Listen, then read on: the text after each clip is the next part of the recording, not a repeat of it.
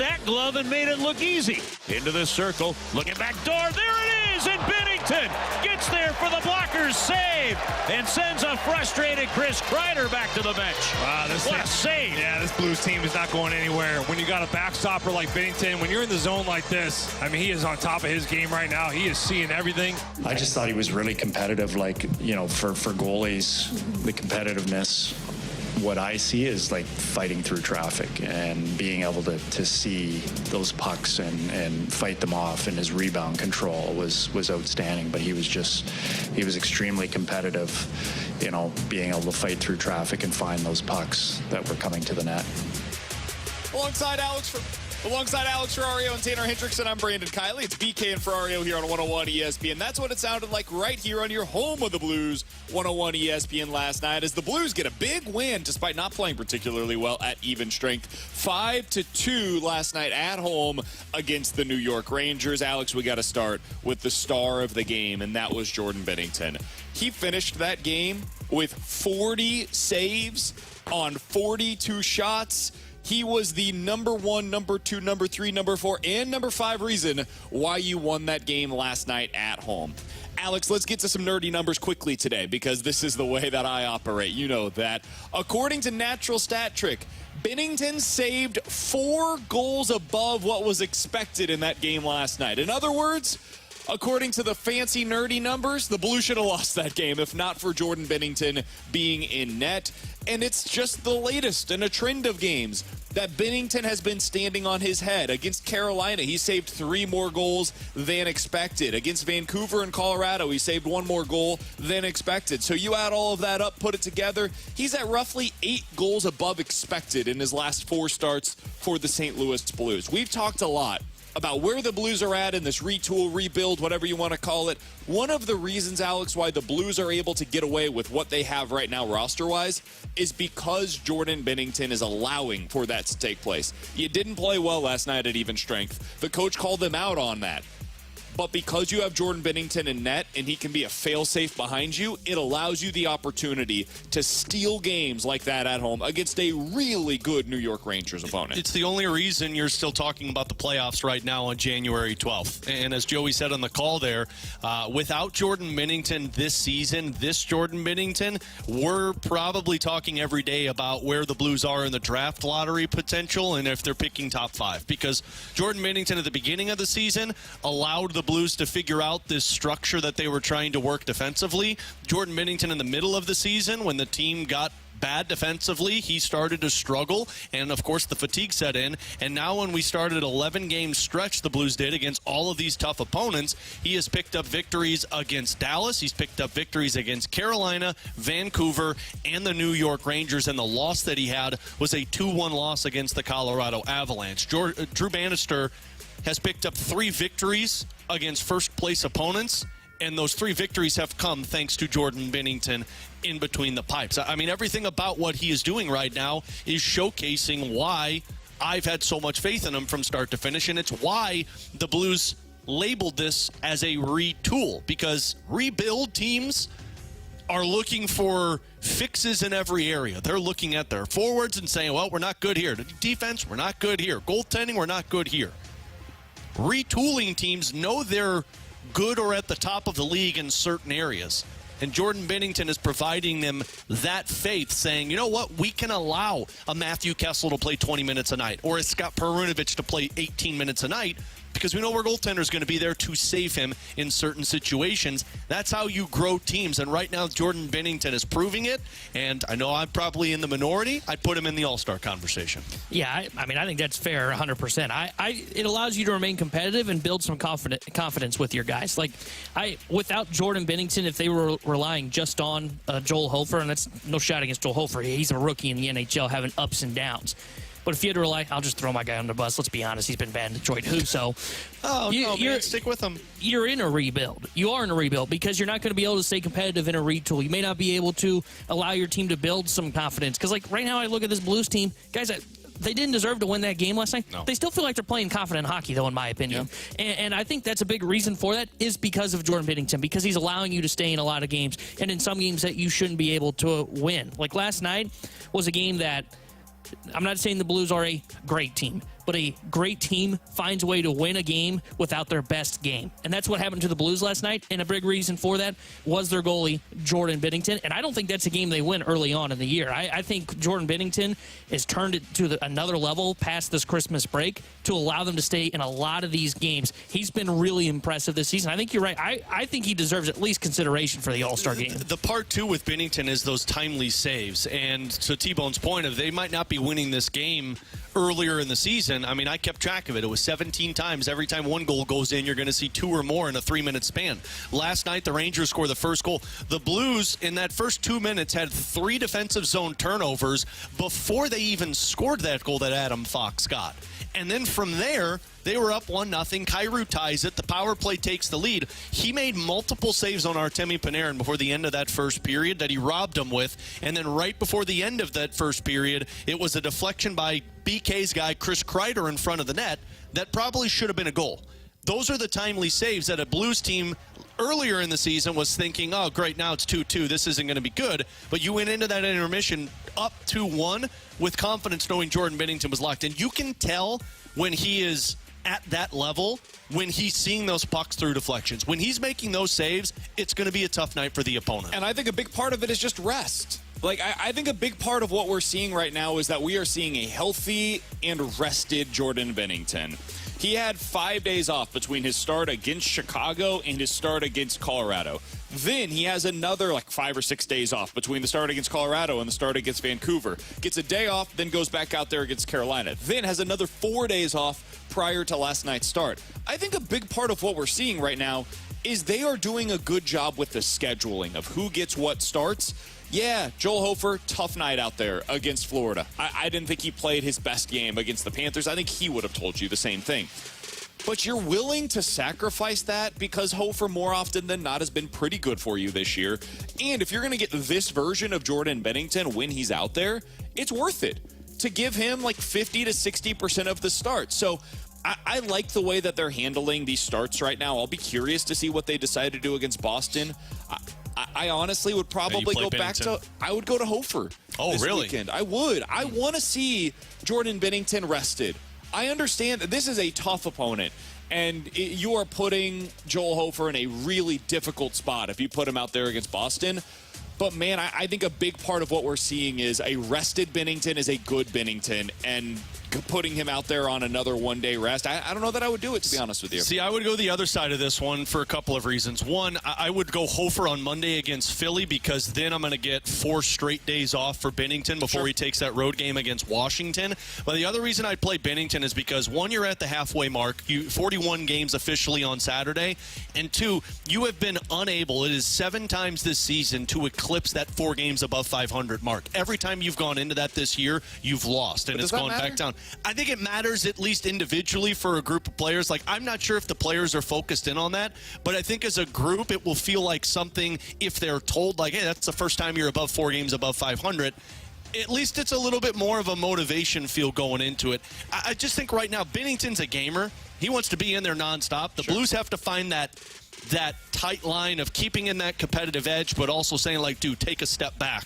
That's why I would play that one against Boston, because that's another big opponent, and I think that's a good game for the Blues. And then you give them 4 days off. That's how I would probably try and go at this, because then you look at the next stretch. Because I would backtrack it. You got back-to-backs against Washington. You're probably going to split that, right? You're going to go one with Hofer, one with Benner, and that one on Thursday and Saturday. But again, I would do Binnington. If you play Hofer on Monday, you go Binnington on that Thursday. Hofer gets a Saturday, and that's 4 days off again for Benner. And I would just do the opposite. I would go with Binnington against Philadelphia, and then I would probably just go right back to Binnington on that Saturday at home. So I'd give him the 2 home games, Philly and against Washington, and I would go with Hofer on Saturday and Thursday. So you're getting a good amount of rest for both of these guys. I'm just keeping both of their legs super fresh right now at this point in the middle portion of the season. I think you could go either way. My guess, they'll do what you're saying, Alex. My guess is they'll say we're rewarding Jordan Binnington. He's going to go up against the better opponent, which is obviously Boston, and they're going to get him that opportunity on tomorrow night against Boston. That would be my guess. I would just do it opposite. Honestly, the good part about this conversation is either way, you're 29 games played right now, 27 games started.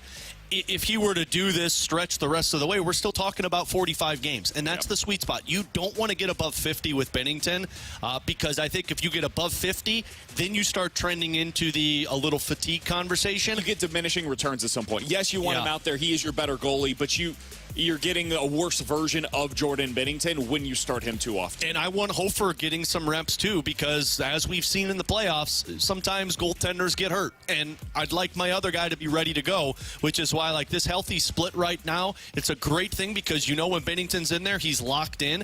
You're getting the reps for Joel Hofer, and hopefully you could get that 1-2 punch that every team right now is desperate for. The other thing to keep in mind from last night is the power play. What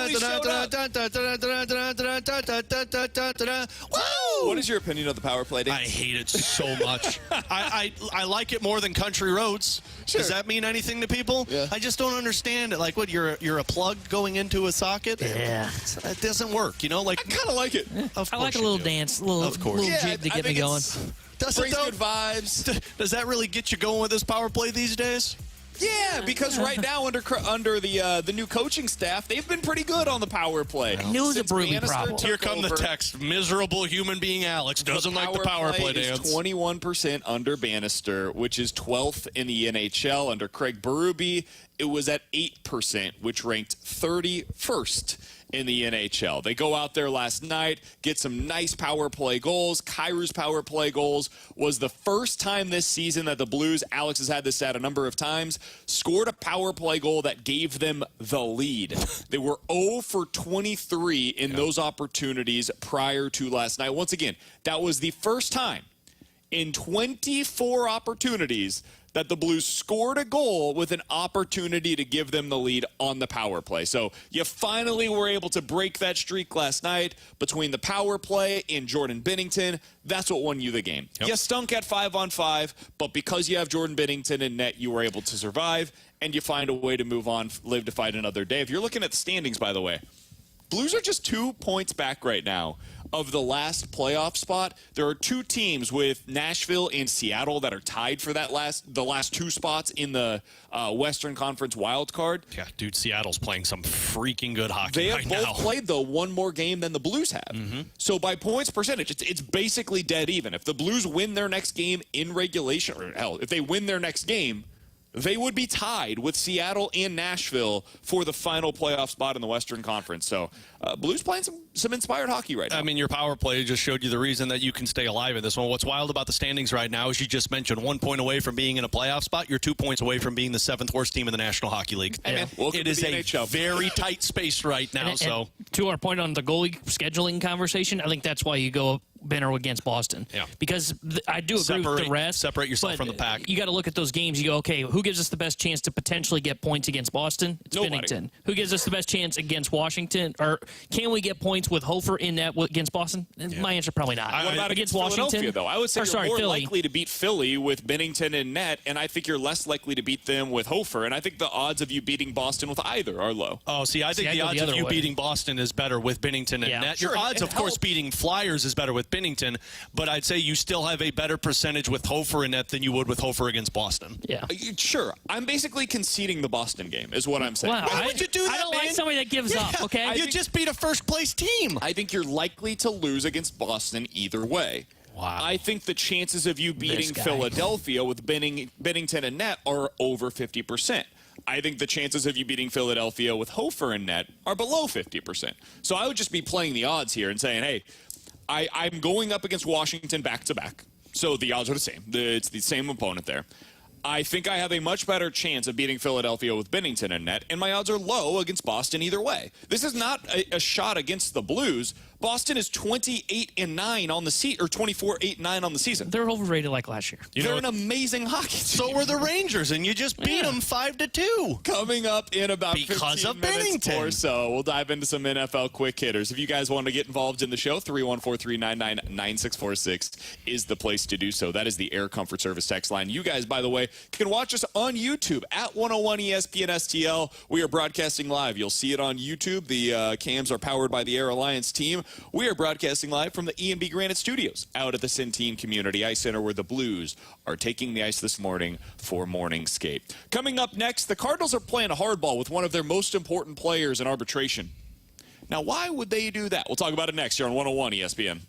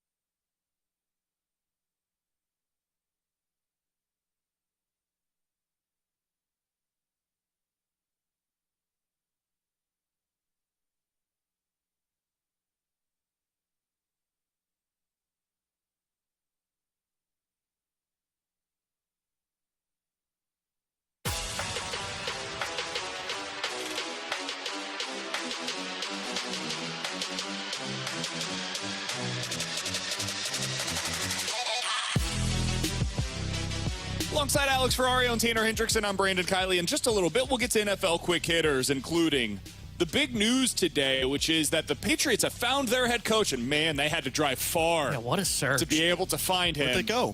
Sweden? New England. I've heard there's some really good Sweden football coaches around those They went parts. to the guy that was calling the defense and said, hey, do you Matt want to stick Patricia? around? That would have been awesome. Matt Patricia? Also, apparently there's a dark horse candidate to hire Bill Belichick, and they might still be playing in the postseason. So we'll talk about Does that. Bill Belichick's here son in still just coach? A little bit. He was with the Patriots defense. Oh, they hired him? They have two. We'll give you the answer to that question This here guy? in 10 minutes. That's my tongue, if you couldn't hear. If you guys want to watch, you can do so on you could. YouTube. YouTube.com/101ESPN. You know the video of him? Like, Yeah. We know, man. We knew the one you were. Grant, clip that soundbite for me, please. All right, so the Cardinals are playing hardball right now with one of their most important players. Now, I can't believe how many people will, push back against that notion that Tommy Edman is an important player for the Cardinals. Guys, Tommy Edman has saved their ass each of the last 2 seasons. Hey, you don't have a second baseman. Who can we throw out there? Oh, Tommy Edman will save you. Hey, we don't really have a shortstop right now. We're trying to kind of piece things together before Mason Wynn is ready. Do we have somebody that can maybe fill in there? Oh, Tommy Edman can do that. Hey, all of our outfielders are hurt. Can somebody go out there and play right field, left field, and center? Oh, Tommy Edman can do that for you as well. Oh, by the way, his first year, he was a third baseman for you. Yeah, Tommy Edman, super important. A legit Gold Glove caliber defenseman or defensive player. Anywhere he goes out there to play, yes, his offense leaves a bit to be desired. But he's an excellent base runner. He is unbelievable defensively and one of the most versatile players in Major League Baseball. So, yeah, let's start there. Pretty important piece. But, Alex, they're going to arbitration against him. And they're doing so despite there being less than $500,000 in difference between where he posted and the Cardinals posted. Now, for those that are familiar with the way that the arbitration process works, the player and the team exchange numbers. And more often than not, they end up getting to some kind of a midpoint between the two sides, right? That's what the Cardinals did with every other player that was on their list of arbitration hearings. Or it goes to court, and then you just berate the individual. We'll get to that here in just a second. So Ryan Helsley, Dylan Carlson, JoJo Romero, John King, and Kittredge, the newest player that was arriving from the Tampa Bay Rays, they all agreed to a contract based upon the terms that were discussed yesterday between the team and the player. Tommy Edman did not. The team posted at $6.95 million. Tommy Edman posted at $6.5 million. So there is a $450,000 gap between the two sides. If they do not reach a conclusion, which they didn't, this then has to go to court. And, Alex, we've seen this before. It happened with Jack Flaherty. That got a little bit contentious. It happened with Tyler O'Neill's a couple of years ago. That got very contentious. It happened last year with Ryan Helsley. And he said that it didn't necessarily affect him on the field, but it was a little eye-opening to hear the argument against him as a player, which is what takes place. You go into a courtroom and listen to the team tell you why you're not worth the money that you think you're worth. Normally, those negotiations are taking place behind closed doors with your agent. That's why you hire an agent, so you don't have to hear the team talk bad about all of the things that you do poorly. Speaking of Tommy Edman, man, that's a hard thing to do if you're the St. Louis Cardinals. So there's 2 ways this typically goes, Alex. One way, they go to court, and they have the arbitration hearing. Cardinals explain why he's not worth $6.95 million. He explains why he is. And then at some point, the arbiter will decide you either make $6.95 million this year or $6.5 million this year. There is no midpoint to be reached at this point in time. Or, option number 2, they come together and they reach some kind of a longer-term agreement. They get a contract extension done between the Cardinals and Tommy Edman. Alex, my question to you, why do you think it is that the Cardinals are playing hardball with Edman? Is it because they're trying to reach that longer-term agreement? Or do you think there's something more happening here? I hope it's the longer-term agreement, because if something more is happening here, I don't know what it would be. First of all, he's saved your ass more times than not this season, in the past few seasons. Even if the offense is only at one side of the plate, where would you be without Tommy Edman filling in all of your massive holes?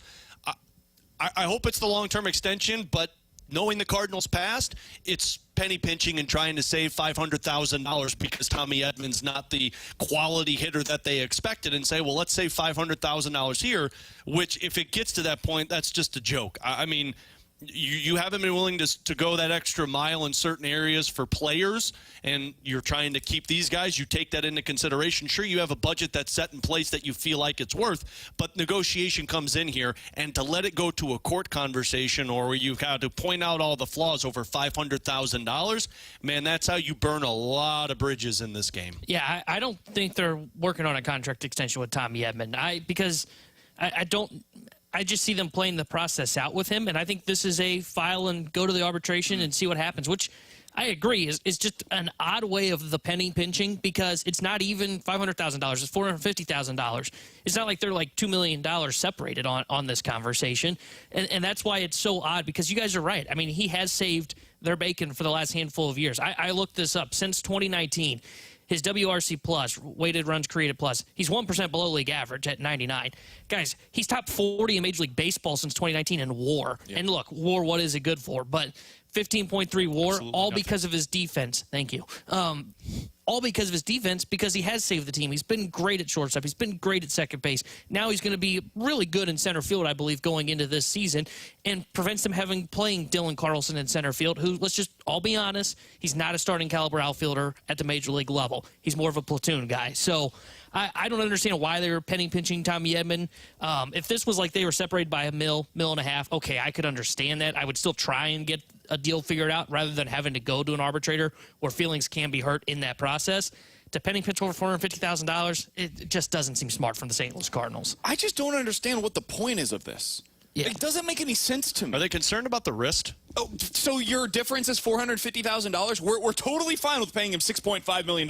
Hey, man, if you're not available for the first 2 months, that's my $500,000. But because of the wrist? No, we're not going to 6.95. That's silly. Like, yes, it is incredibly silly. It doesn't make any sense, the way that they are operating here. And I think this is just the last in a long line of offseason decisions that make me raise my eyebrows a little bit. Now, if this is something that leads to a contract extension, that would also make me question why they are so frustrated, confused as to what their long-term status looks like for everybody else that they're willing to bring in, but they're willing to commit long-term to Tommy Edman. I don't think it's that. I think you guys are right. I think you have the right read on it. I think they're just being cheap. I think they're not willing to pay an extra $450,000 for a guy that how many times have they told you over the last 3 to 4 years, Tommy Edman is everything that we want the Cardinals to be. He comes out to play every single day. He's always prepared. He's a leader inside of the clubhouse. He's a guy that never makes any waves. He's a consummate professional. When they had a question at third base, what do? They turn to Tommy. When they have a question at shortstop, what do? They turn to Tommy. When they had a question at second base because Colton Wong leaves, what do? They turn to Tommy. What did they do when they had all of those injuries 2 years ago in the outfield early on in the season? They go to Tommy Edman in right field, saves their bacon there. What did they do last year midway through the season when Carlson, O'Neill, and Nootbaar all proved they were either ineffective or hurt at playing center fields? They turned to Tommy Edman. What are they doing this year to bridge the gap once again to Victor Scott? They're turning to Tommy Edman. You can't give the guy $450,000 as a thank you? Nope. Well, you can't do that for him? If this is Tyler O'Neill, I get it. I understood why they took him to arbitration. I would have done the same thing. If you go to arbitration against Ryan Helsley because the dude never pitches, okay, I get it to a degree. This is different to me. If you're doing it against Jack, like, I get it. Jack is probably trying to prove a point with what he's trying to get via arbitration. Understood. Tommy Edman? This is the guy you're doing? That's like going to arbitration against Brendan Donovan. Why? Worse, it's like going to arbitration with Adam Wainwright. I just don't understand what you're trying to prove as an organization with this kind of a move. It doesn't make sense from a culture perspective, if nothing else. Someone did make a really good point. This is why Bill DeWitt III said Cardinals fans need to buy more tickets. You need to pay Tommy Edman and tell him thank you. Oh. That's $500,000 goes to him. It's interesting because I never see him on anything when I walk to the ballpark. Well, this is why. $500,000 goes in his pocket if you'll just buy more tickets. Somebody said, guys, it's amazing how you always assume the negative. Why can't you just make me happy when I listen to you? Okay. What are you talking about? Hold on. Don't blame us. Blame ownership for not committing more money to the team and the $450,000 they won't give Tommy Edman. People I ask happy this all in the time. all sincerity. What is the positive about not giving Tommy Edman the $450,000? That's the difference between where you're at and where he's at. You could save it. What's the positive? You could save it and go get another pitcher for your bullpen. No, you can. I don't even think that's the league minimum. This is less than what a league minimum player makes for you. Like, they will give Tommy Edman. I'll have to look this up.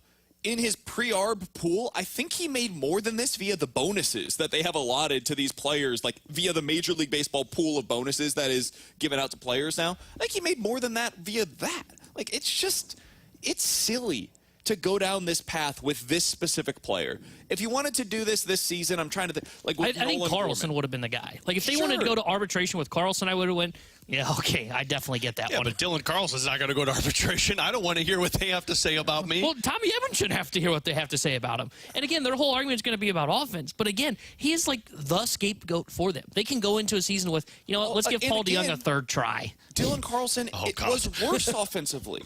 Yeah. So it makes no sense. If I'm Tommy Edman, I'd be furious right now. Absolutely furious. Like, what do I need to do to prove to you guys that I'm worthy of the salary that clearly Major League Baseball, the Cardinals are giving him $6.5 million either way. They have guaranteed that at a minimum, we will pay Tommy Edman this season $6.5 million. He filed for an extra $450,000. And that's where they're drawing the line? All right. Sorry, man. There's no money for raises around these parts. All right. There's no money. It is absolutely baffling to me. All right, coming up in about 15 minutes or so, we'll get to Ask Us Anything. 314-399-9646 is the Air Comfort Service text line. But coming up next, who's the mystery team for Bill Belichick, and what do you make of the decision that the Patriots made on their next head coach? We'll get to it next here on 101 ESPN.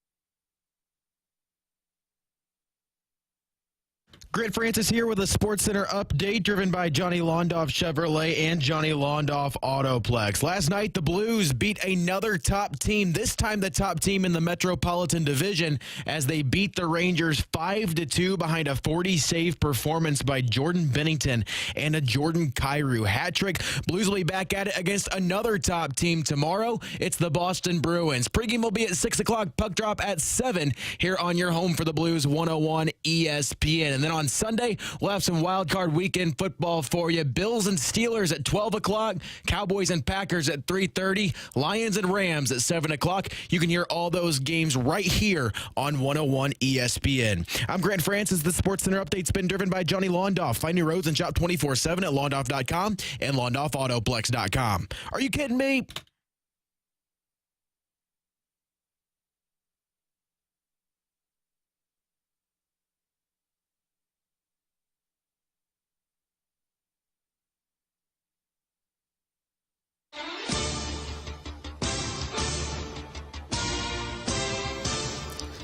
Alongside Alex and T-Bone, I'm BK. You got BK and Ferrario here on 101 ESPN. It's time for some NFL quick hitters, boys, because earlier today, there was news that came out of New England. They searched far and wide for their next head coach after deciding, you know what, it's time to come to an end with this relationship with Bill Belichick. And what they determined?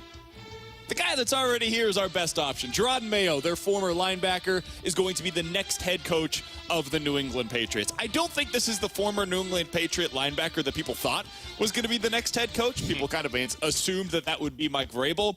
And then yesterday, it was reported that before this season, the Patriots had actually changed the contract status for Jordan Mayo to basically include a clause that he was going to be the coach in waiting in New England. So we probably should have known, had we known that piece of information, that Jordan Mayo was going to be the next coach in New England. Alex, what do you think of the decision?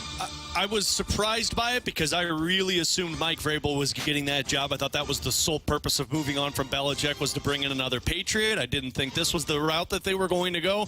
My only thought with it, in tinfoil theory here, is are the Patriots looking and saying, like, boy, let's not make another Vrabel mistake where we let another former Patriots linebacker go on to have success elsewhere. Let's keep this one in-house and have success with him. Do I think it's going to work? Absolutely not. But, I mean, we've seen success from other coaches that you weren't really sure how it was going to turn out. And maybe they saw the success of an Antonio Pierce, and they're like, man, maybe we should see what he's got to offer.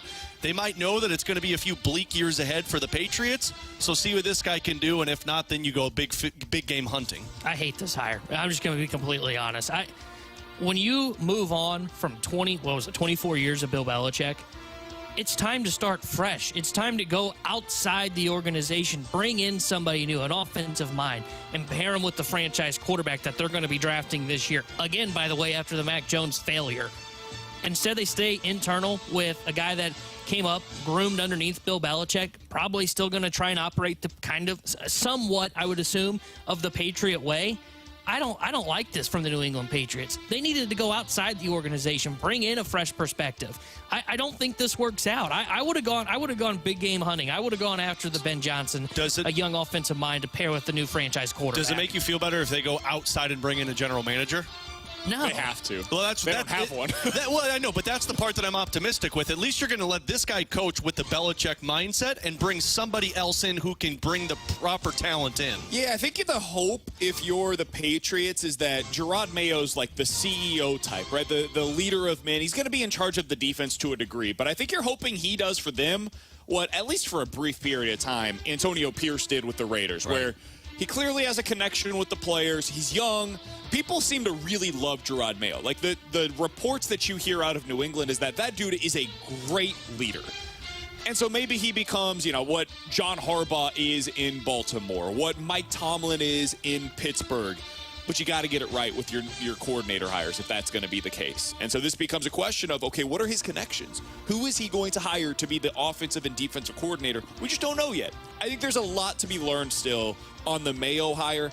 I always am skeptical of the let's keep it in-house hires where you're just promoting a guy that was a part of the staff that failed spectacularly in recent seasons. So I'm skeptical of it. I, too, T-Bone, would have gone outside of the organization to try to make a different kind of hire.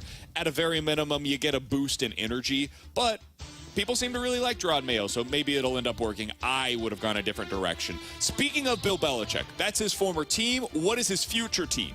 Well, there was a report that came out yesterday that there are teams that are currently participating in the postseason that, depending on what happens with them this playoff stretch, they could end up making a move with their coach to bring in Bill Belichick. Alex, when you hear that, is there a team that immediately came to mind for you of, okay, this is probably who they're talking about? Yeah, it's Dallas.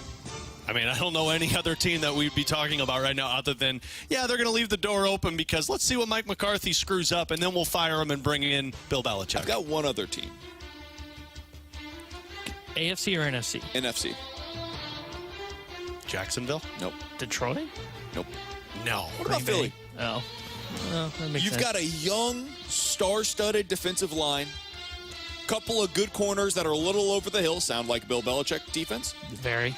and an offense that's basically plug-and-play, man. You bring in a solid OC, got A.J. Brown, Devontae Smith, Jalen Hurts, got a couple of running backs, and listen, you could draft another one if you really wanted to. We know how this works, plug-and-play at running back. Pretty good offensive line, and I can add Bill Belichick into that mix. Man, next year with him at the helm, they could win 13 games.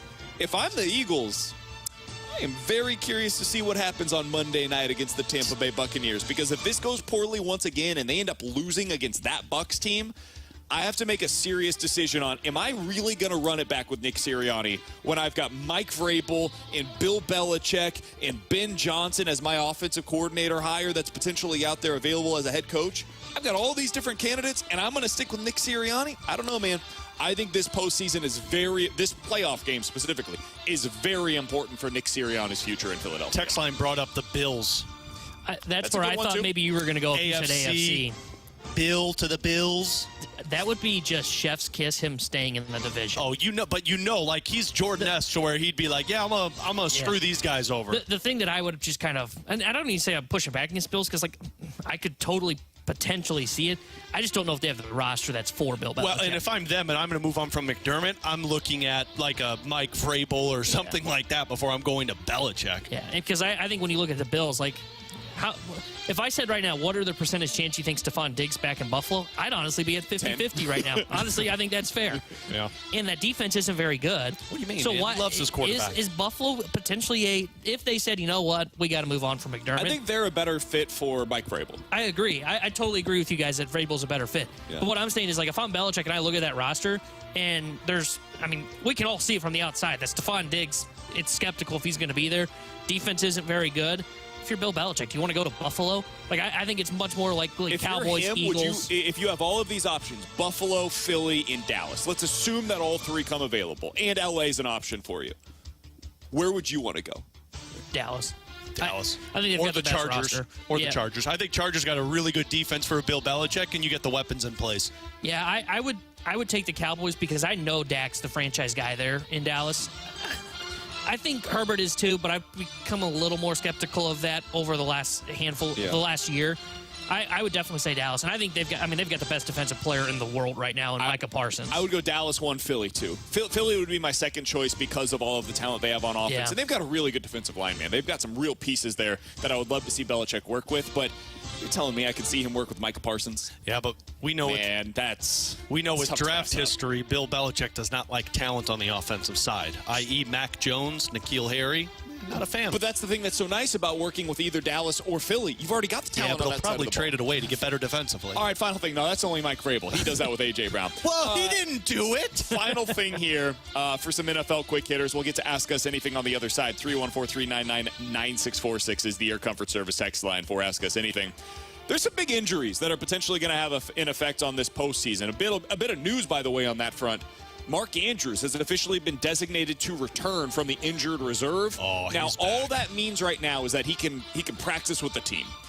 I am skeptical of him playing in that first round, that divisional round. Why would you with how good Likely's played? Sure. I do think he will be back, though, at some point this postseason if they win in that first game. So, big news for them. Mark Andrews is a big-time piece for them offensively. When you look at this weekend, Alex, injuries are going to play a big factor. The Dolphins are super banged up, and they're about to play in negative 30-degree temperatures in Kansas City. Baby. The Steelers are going to be without T.J. Watt this weekend.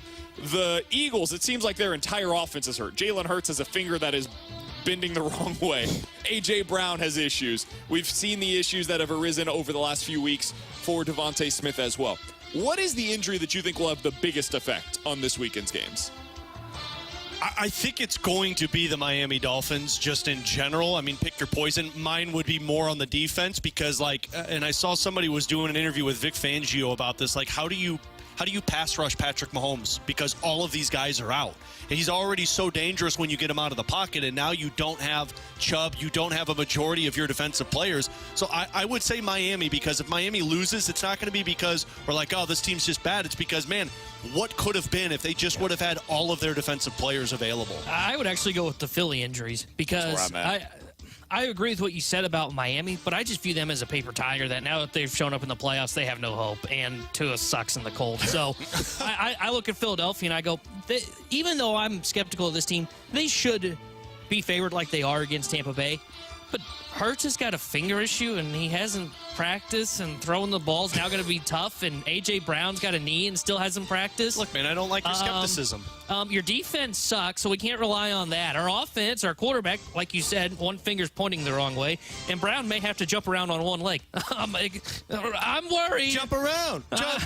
Jump around. I'm really worried about Philadelphia. I actually might take Tampa Bay this weekend against the Philadelphia Eagles because of the injuries. They are so lucky they're playing Tampa. Yeah. So incredibly And Baker's hurt too, by the way. Because Tampa looked awful last week. They could have lost to Carolina, and Carolina is atrocious. That team was all-time bad, and they've got a quarterback that can't see over his line. He's T-bone size, Smaller. trying to play in the NFL. So, come on, man. No.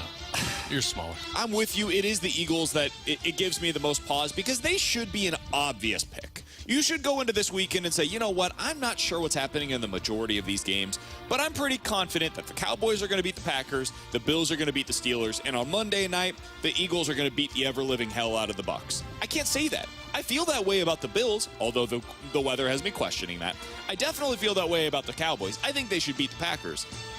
I have no idea if the Eagles are going to beat the Bucs or not. At this point, I would probably take the Bucs, but I'm leaking confidence because the Bucs are bad as well. So that's the one that gives me the most pause. All right, coming up in about 15 minutes or so, we got to have a conversation about Jordan Kyrou, ladies and gentlemen. Last night, gets the hat trick. I thought this was something that was always coming, and it's why I was never really all that concerned about him.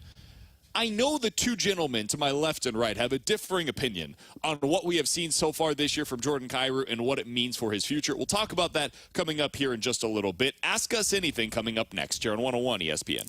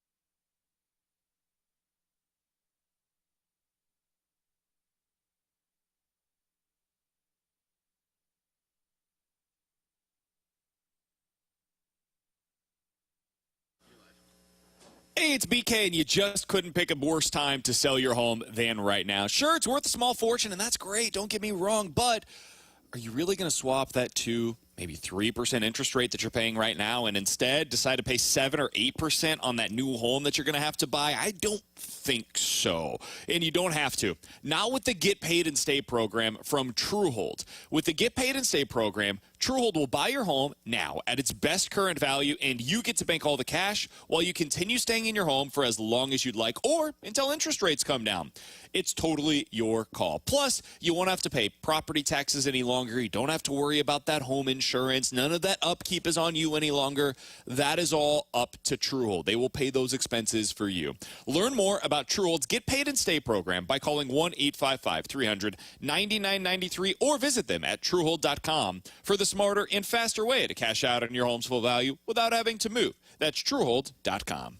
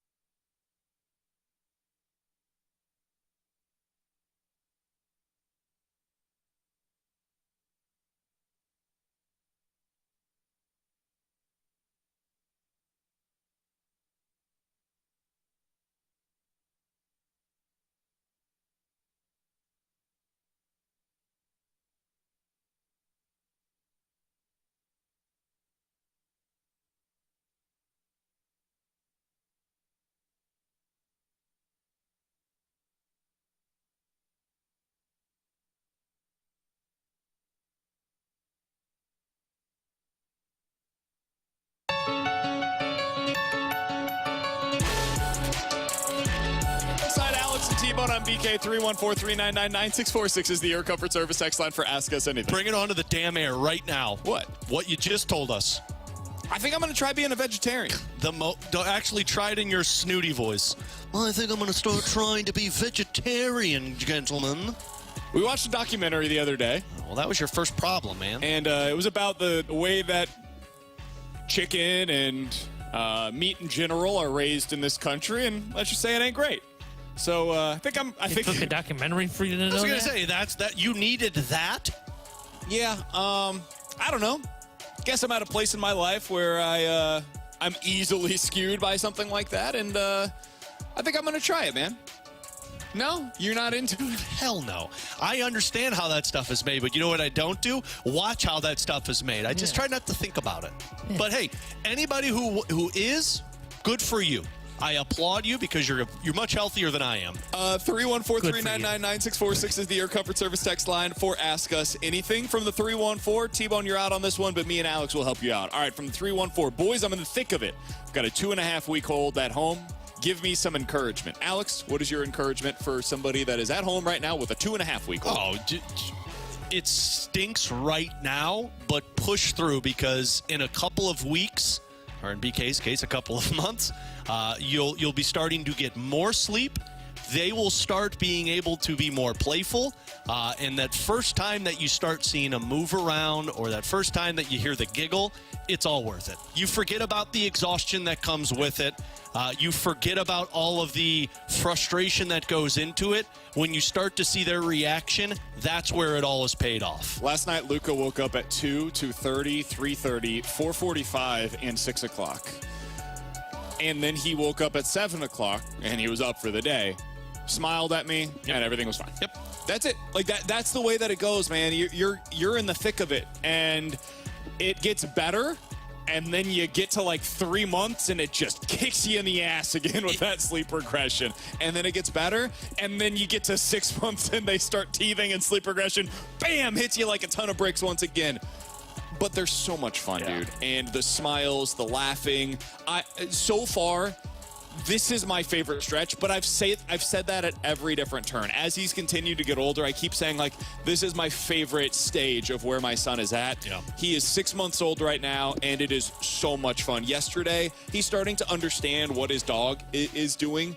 And so yesterday, Belle, our dog, was playing with her tennis ball. She goes and plays fetch, basically, with the tennis ball in the house. And she likes the squeaker balls, right? Mm-hmm. And so she's going back and forth and squeaking it as she's bringing it back to me. He is busting up laughing, like belly laughing, while he's watching her play ball.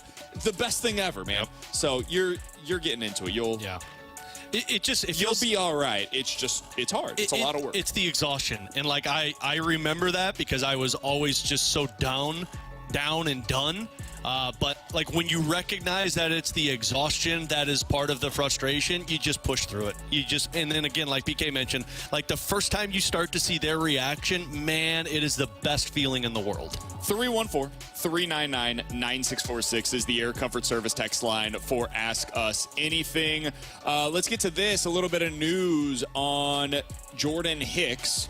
According to a report, he signs with the Cardinals. He has signed a 4-year contract with the Cardinals worth $44 million. Not with the Cardinals. With the San Francisco Giants. First of all, good for Jordan Hicks.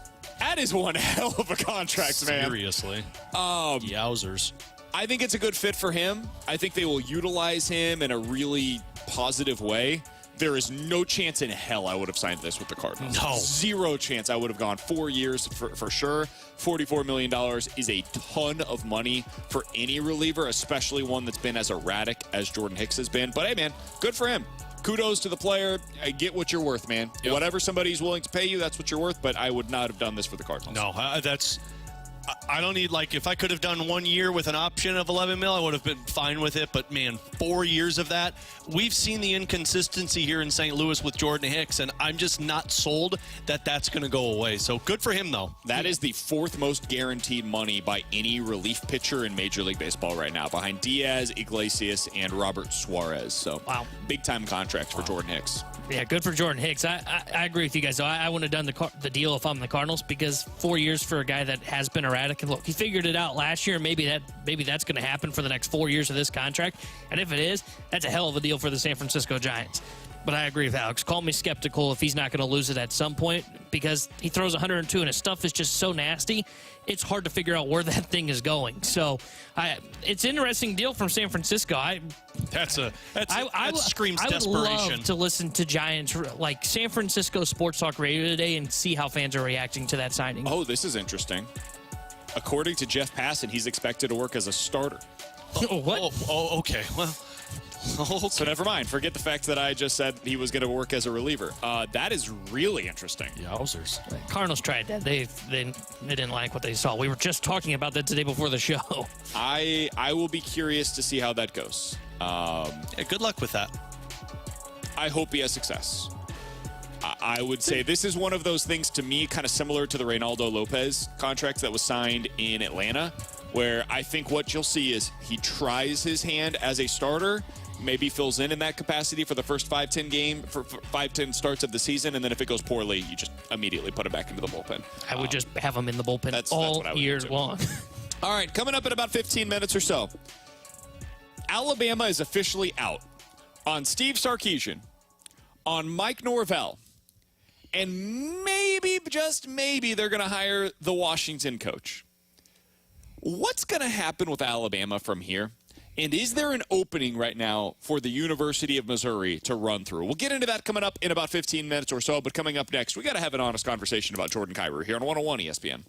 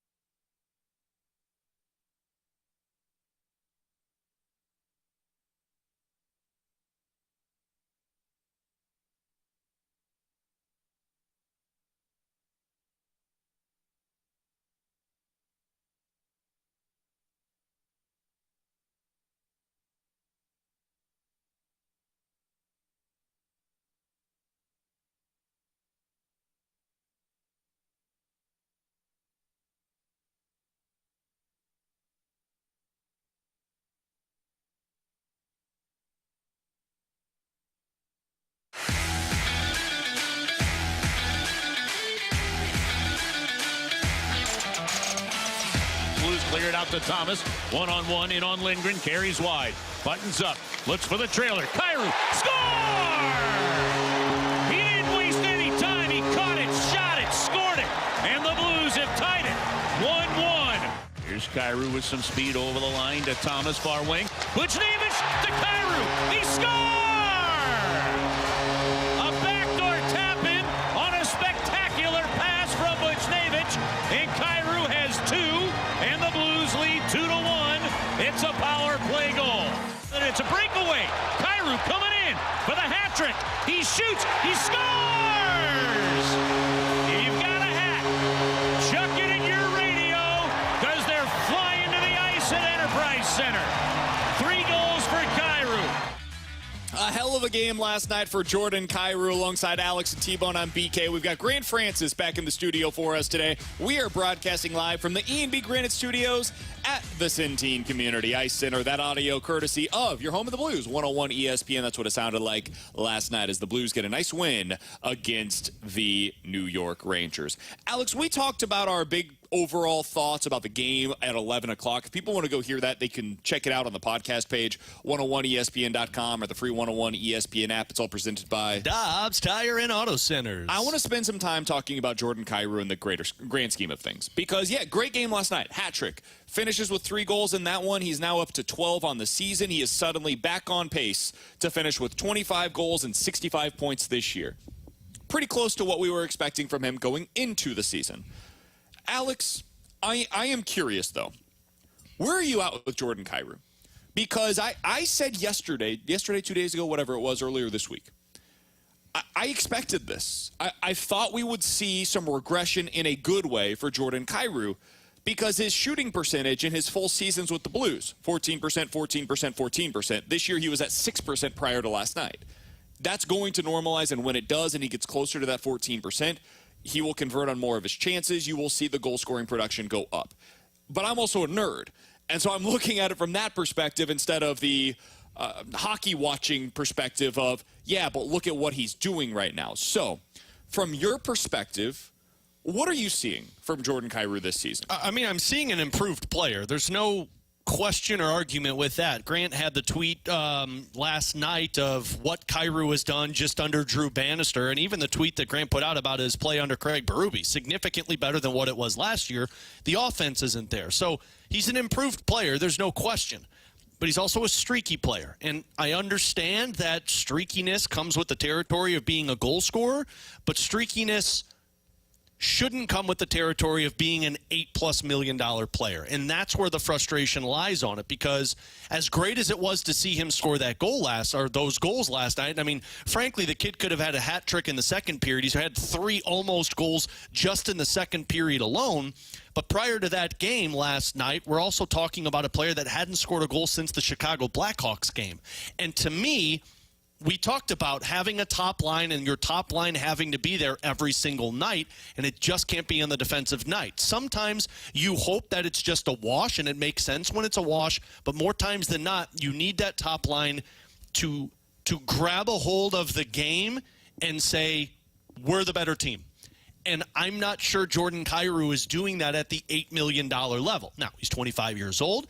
That can continue to grow, just like Robert Thomas did last year, but I've seen a lot of streakiness with Jordan Kyrou this season, and maybe he's putting more emphasis on his defensive game, and haven't had the chance to talk with him about it. I'm going to go to skate on Saturday, and hopefully I'll get the chance to chat with him. But, I'm looking at what this season was.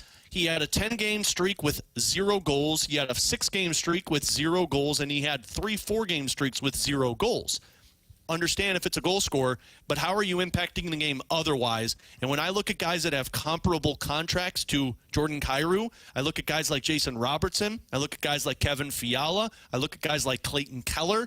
These guys I look at and say every single night you're expecting some type of offensive output from them. And if they go silent for a couple of games, you know it's going to come right back. This season it feels like when it goes silent, I'm not sure when it comes back. Yeah, and that's kind of where I am at with Jordan Kyrou this year is I know he's going to go through stretches where he's not scoring goals, but what's he doing when that's happening? And in the most recent stretch, a 6-game stretch without a goal, 2 points in that stretch with 2 assists. Can you be more of a playmaker even though you're not scoring goals? And look, maybe that ends up not being his game. But for what you said in his contract, I expect a little bit more consistency, and not so much just in goals, but just by the points itself. So I think defensively he's taken a step forward this year. I think the goal scoring, it's probably going to come. I do agree with BK. It does feel like regression is going to come in a good way. But it's during those stretches of games where it is like, man, it doesn't feel like he's on the ice. It just feels like, okay, for $8 million, I feel like I should be able to say, this is what I'm going to get night in, night out with Jordan Kyrou, and I still don't feel like you're at that point with him. Man, I think this is the way that it goes, and we always overestimate what other goal scorers on other teams do. Like, you mentioned Kevin Fiala, right? This season, in the month of October, so that was 4, 6, 8, 9 games, he scored 1 goal. He continued there in his next 3 games, didn't score a goal. So he had 1 goal in the first 12 games of the season. So far this season, he actually has fewer goals on the season than Jordan Kyrou does. He has 10, Jordan Kyrou has 12. So he's been as inconsistent this year as Jordan Kyrou has. And I'm sure people in L.A. right now are probably feeling the same way we are. And it's understandable. But again, that's the way this goes. Did you know Kirill Kaprizov this year has 1 more goal scored this season than Jordan Kyrou has so far this year? Mm-hmm. Did you know that Dylan Larkin, guy that has a very similar contract to Jordan Kyrou, has 34 points on the season, 14 goals? Jordan Kyrou so far this year has 12 goals, 30 points on the season.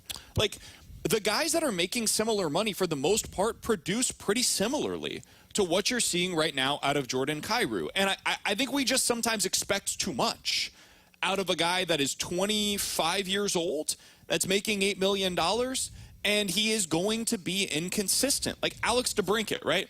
A guy that profiles kind of similarly to what we're seeing with Jordan Kyrou. Not a great defensive player, mostly on the ice for his pure goal-scoring production. He's been a better goal scorer this year than Jordan Kyrou has. But there's been times in the past where that hasn't been the case for Alex DeBrincat. So, I don't know, man. For me, my personal opinion on the matter, and I can't tell anybody else how to feel about this, but for me, I get frustrated with how people approach goal scorers in general, because I think we always are expecting them to score in every other game.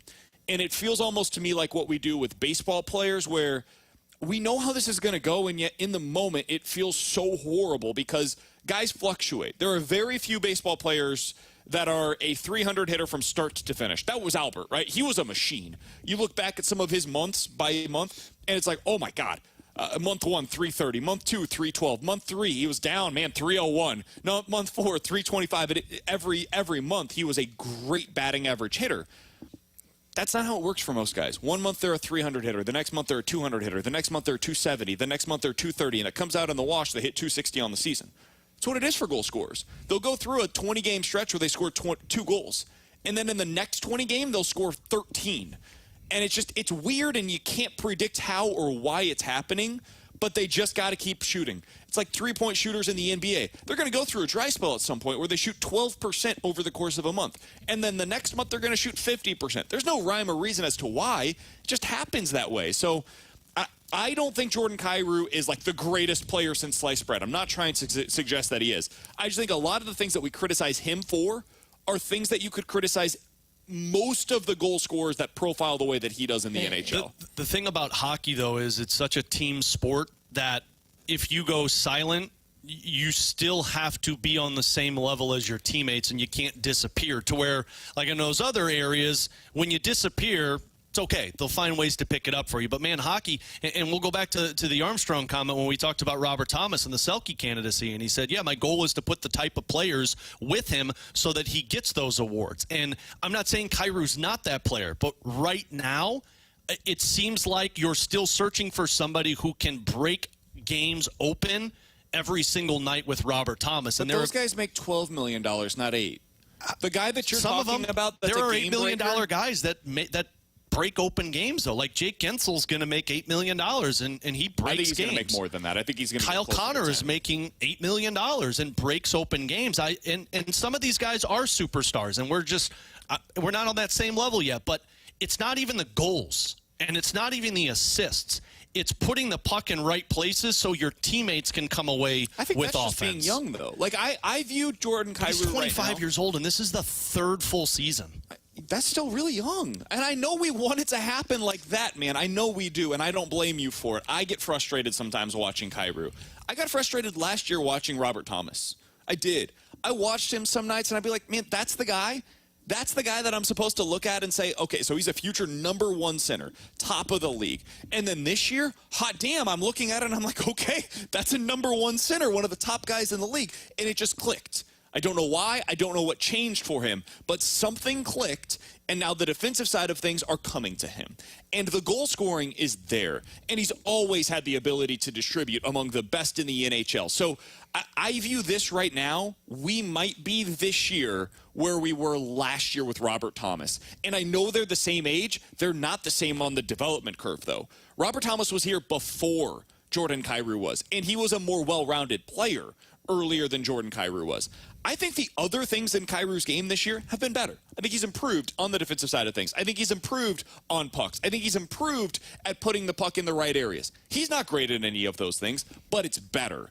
And if you continue taking those marginal steps forward, if you're Jordan Kyrou, I think you're going to like the player that you get when the Blues are back into contention mode. You just got to be really patient right now with him. And it's going to be hard. It's going to be frustrating. There's going to be nights where you look at it and you say to yourself, man, that's the reason we lost is because Jordan Kyrou made a terrible decision. But if you stick with it, what you might get on the other side is a guy that's consistently scoring 35 goals for you with average-ish defense and can play top-line minutes for you at $8 million. And that's a hell of a thing to be able to say. The question is, how long are you willing to stick with it before it starts to hinder your opportunity to exit out of the retool? I don't think it's hindering you at all right now. I think at $8 million, I think he's giving you exactly what you're paying I think for. it's part of the reason you're a 500 team, because your power play hasn't been successful, and he's your goal scorer. Yeah, I would say that I think you've got a lot of reasons why you're a 500 team right now. Specifically, the bottom 9 forwards in this lineup are not producing. Understandably so, but again, $8 million, I look at those guys and say you got to break the game open. And right now he's on pace for 25 goals despite having a terrible shooting percentage. If he just improved his shooting percentage to what it has been in his career, he'd be on pace for 30-plus goals again this season. And if he does that, I think we're going to look back on it and say, that's what we expected, 30 goals. Otherwise, maybe we're being unrealistic about what he's going to be. If we think he's going to be a 40-goal scorer every season, maybe we just need to adjust our expectations. Maybe he's not going to be that. Alongside Alex and T-Bone, I'm BK. Coming up next, is there an opening right now for Mizzou in the SEC? We'll talk about it here on 101 ESPN.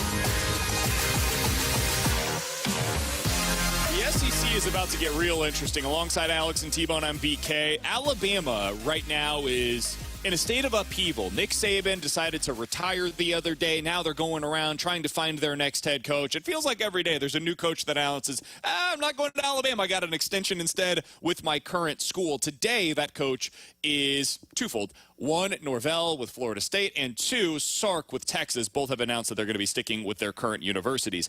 Alex, we've seen teams like Alabama, programs like this, go into a bit of a downward spiral after big-time, all-time great coaches leave previously. We saw it with Tennessee, Florida, Nebraska, USC, Texas. Now Bama is about to try to avoid something like that.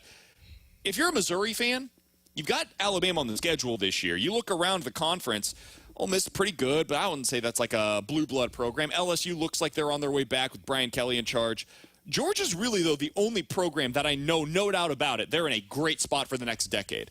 Is there an opportunity here for Mizzou if they end up having the right guy and drink to take advantage of it? Yeah, if they can keep finding more money to deal out there, why not? But, yeah, I mean, I think when you got the right coach in place, when you've got a at least core of roster ready to go, there absolutely is an opportunity to take advantage of this. And, I mean, that's why we're talking about this team prior to Blake Baker, not bleeping going anywhere, of being one of the top teams in the SEC and potentially doing some damage in the playoffs because it is so wide open right now. And now with this coaching carousel, you're looking at a scenario to where all of these players are available looking for that new home. And then who's the next big thing? Who's the team that if I'm a player available via transfer portal that I'm looking at and I'm saying, you know what, if I go there, not only does the program take that next step, but my name's attached to it. And I think that's the opening that Mizzou can have, a team that's always been the sleeping giant in the SEC, and now with this team that's ready to skyrocket, why not? You look at the schedule for this upcoming season, and one of the two games that I had circled was Alabama because that is one that could go either direction. Now, with Nick Saban not being on the sideline for them, it might be Tommy Rees,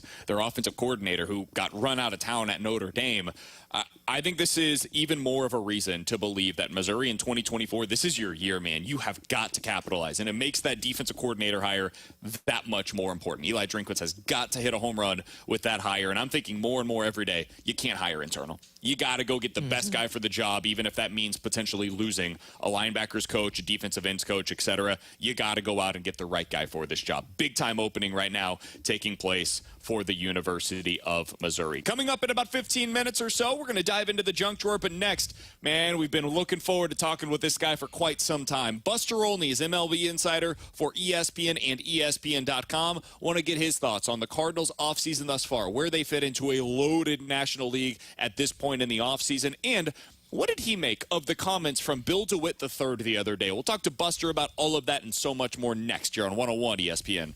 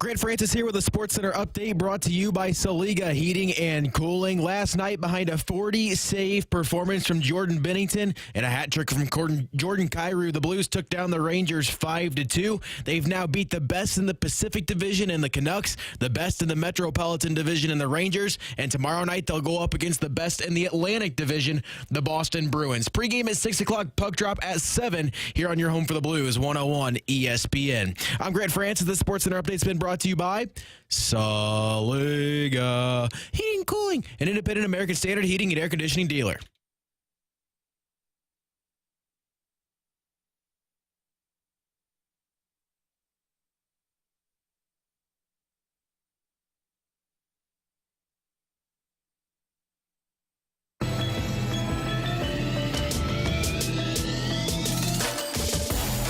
Alongside Alex and T-Bone on BK, you got BK and Ferrario here on 101 ESPN, and it's always a good day when I see that we've got Buster Olney on the guest list for the day. He's the Major League Baseball insider for both ESPN and ESPN.com. You, of course, see him on Sunday Night Baseball, which the Cardinals will be featured prominently in early on next season, including their game against the LA Dodgers, which will certainly be a lot of fun to watch. He joins us now via the 101 ESPN hotline. Buster, we appreciate the time as always, man. How you doing? I'm doing great. I'm up here in Montana. It's minus 26 here this morning. It's a little chilly. So, Buster, the real question is, would you sit in that in the evening for an entire football game? Yeah, what are your thoughts on that? I just thoughts and prayers for all the players and the fans. More importantly, the fans, because they don't have those big heaters sitting by the bench. Boy, that is going to be a test of real fans versus just crazy people. Amen to that. Buster, I was offered tickets from my dad. I'm originally from Kansas City, born and raised there. I am a Chiefs fan myself. And so I was offered tickets from my dad for free. Don't have to pay or anything to go to the game. And I said, no way in hell. No chance. You could not pay me enough money to sit outside for 3.5 hours in that kind of weather. All right, we got to talk a little bit about the Cardinals, though. This weekend is the Cardinals winter warm-up where they do the whole getting everybody excited. Fans are going to this big event to kind of kickstart what is going to be the 2024 St. Louis Cardinals season. Buster, when you look back on what they have done this offseason thus far, what was your reaction to what they did with their rotation specifically?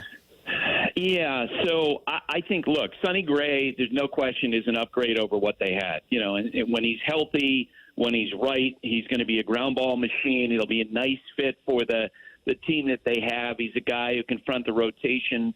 But, with Lance Lynn and Gibson, I don't know if they necessarily upgraded that much, and look, who am I? I'm just an idiot sports writer. I called some evaluators, other teams, and asked them when I knew I was going to come on with you guys, hey, tell me what you think of the Cardinals rotation.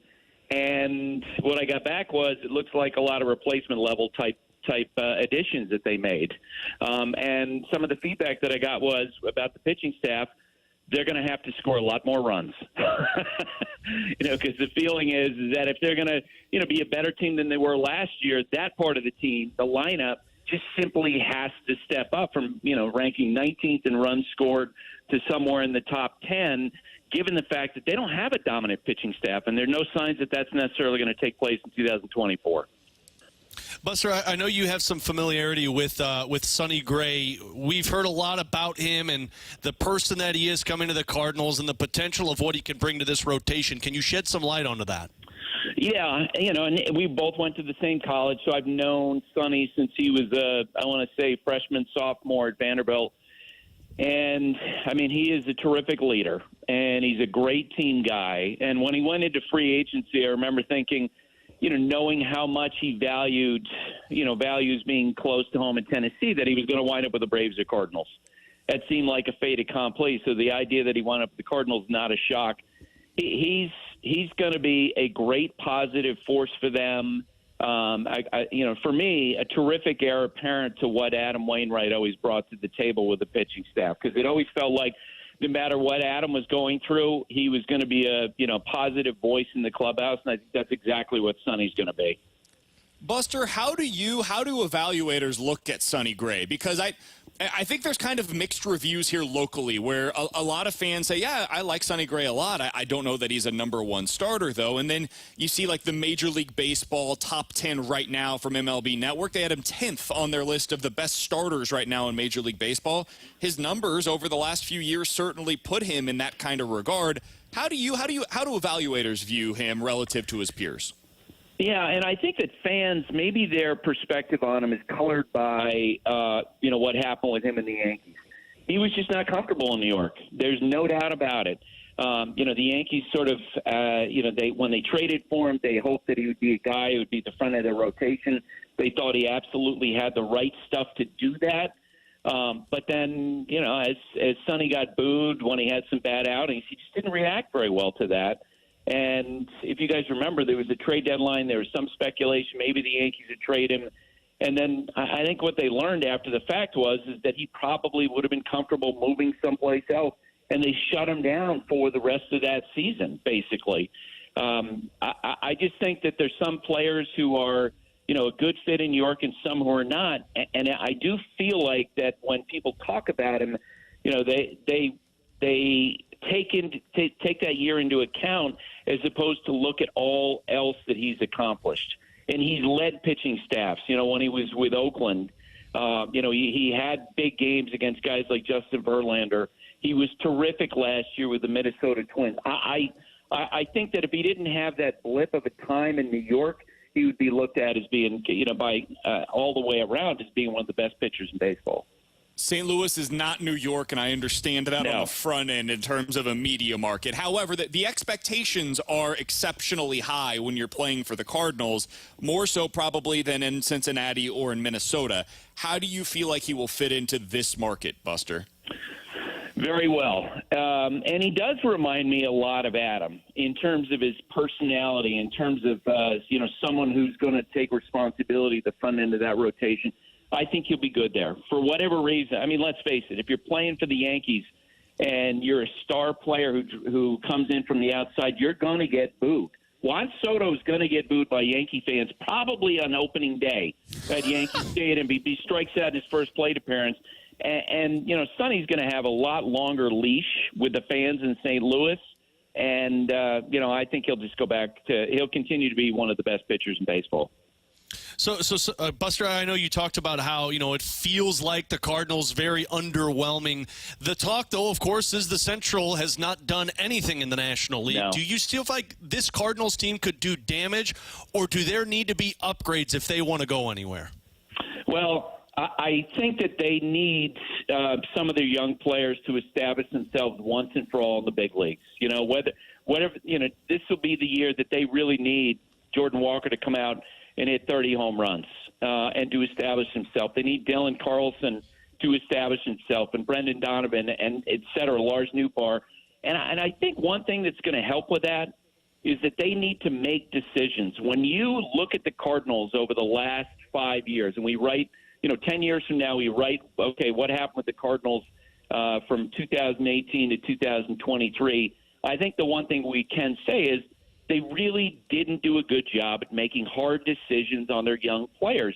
A couple of weeks ago, the Atlanta Braves traded Vaughn Grissom, who's a talented young player, to the Red Sox for Chris Sale, in part because they felt like, Grissom's not going to fit here. We already have a second baseman under contract. We got a shortstop under contract. We traded for Jarred Kelenic. So we want to take advantage of that player's value while he still has value. And what you've seen with the Cardinals is this drip, drip, drip erosion of the value of some of these young players. I think it's important this year that the Cardinals settle on what they're going to do with these, with these guys that they have. And then if, they feel like that, player X or player Y isn't necessarily their first choice, then be aggressive and move them and take advantage of the value in a way that the Braves did with Vaughn Grissom. It's so interesting you make that point. That's something right after we saw that move was made, Buster. I don't know that the Cardinals could have done something similar for Chris Sale specifically, but we talked about how that's something that the Cardinals haven't done and that they need to do. They need to be aggressive to get some upside into this rotation, and that's what I wanted to ask Buster Olney of ESPN.com about next. When I look at this Cardinals rotation, I love Sonny Gray at the front end. I think they've got plenty of depth now that they've been able to accumulate. Yeah, they're replacement level, but at least they know where their innings are coming from this season. I question who's that number 2 guy.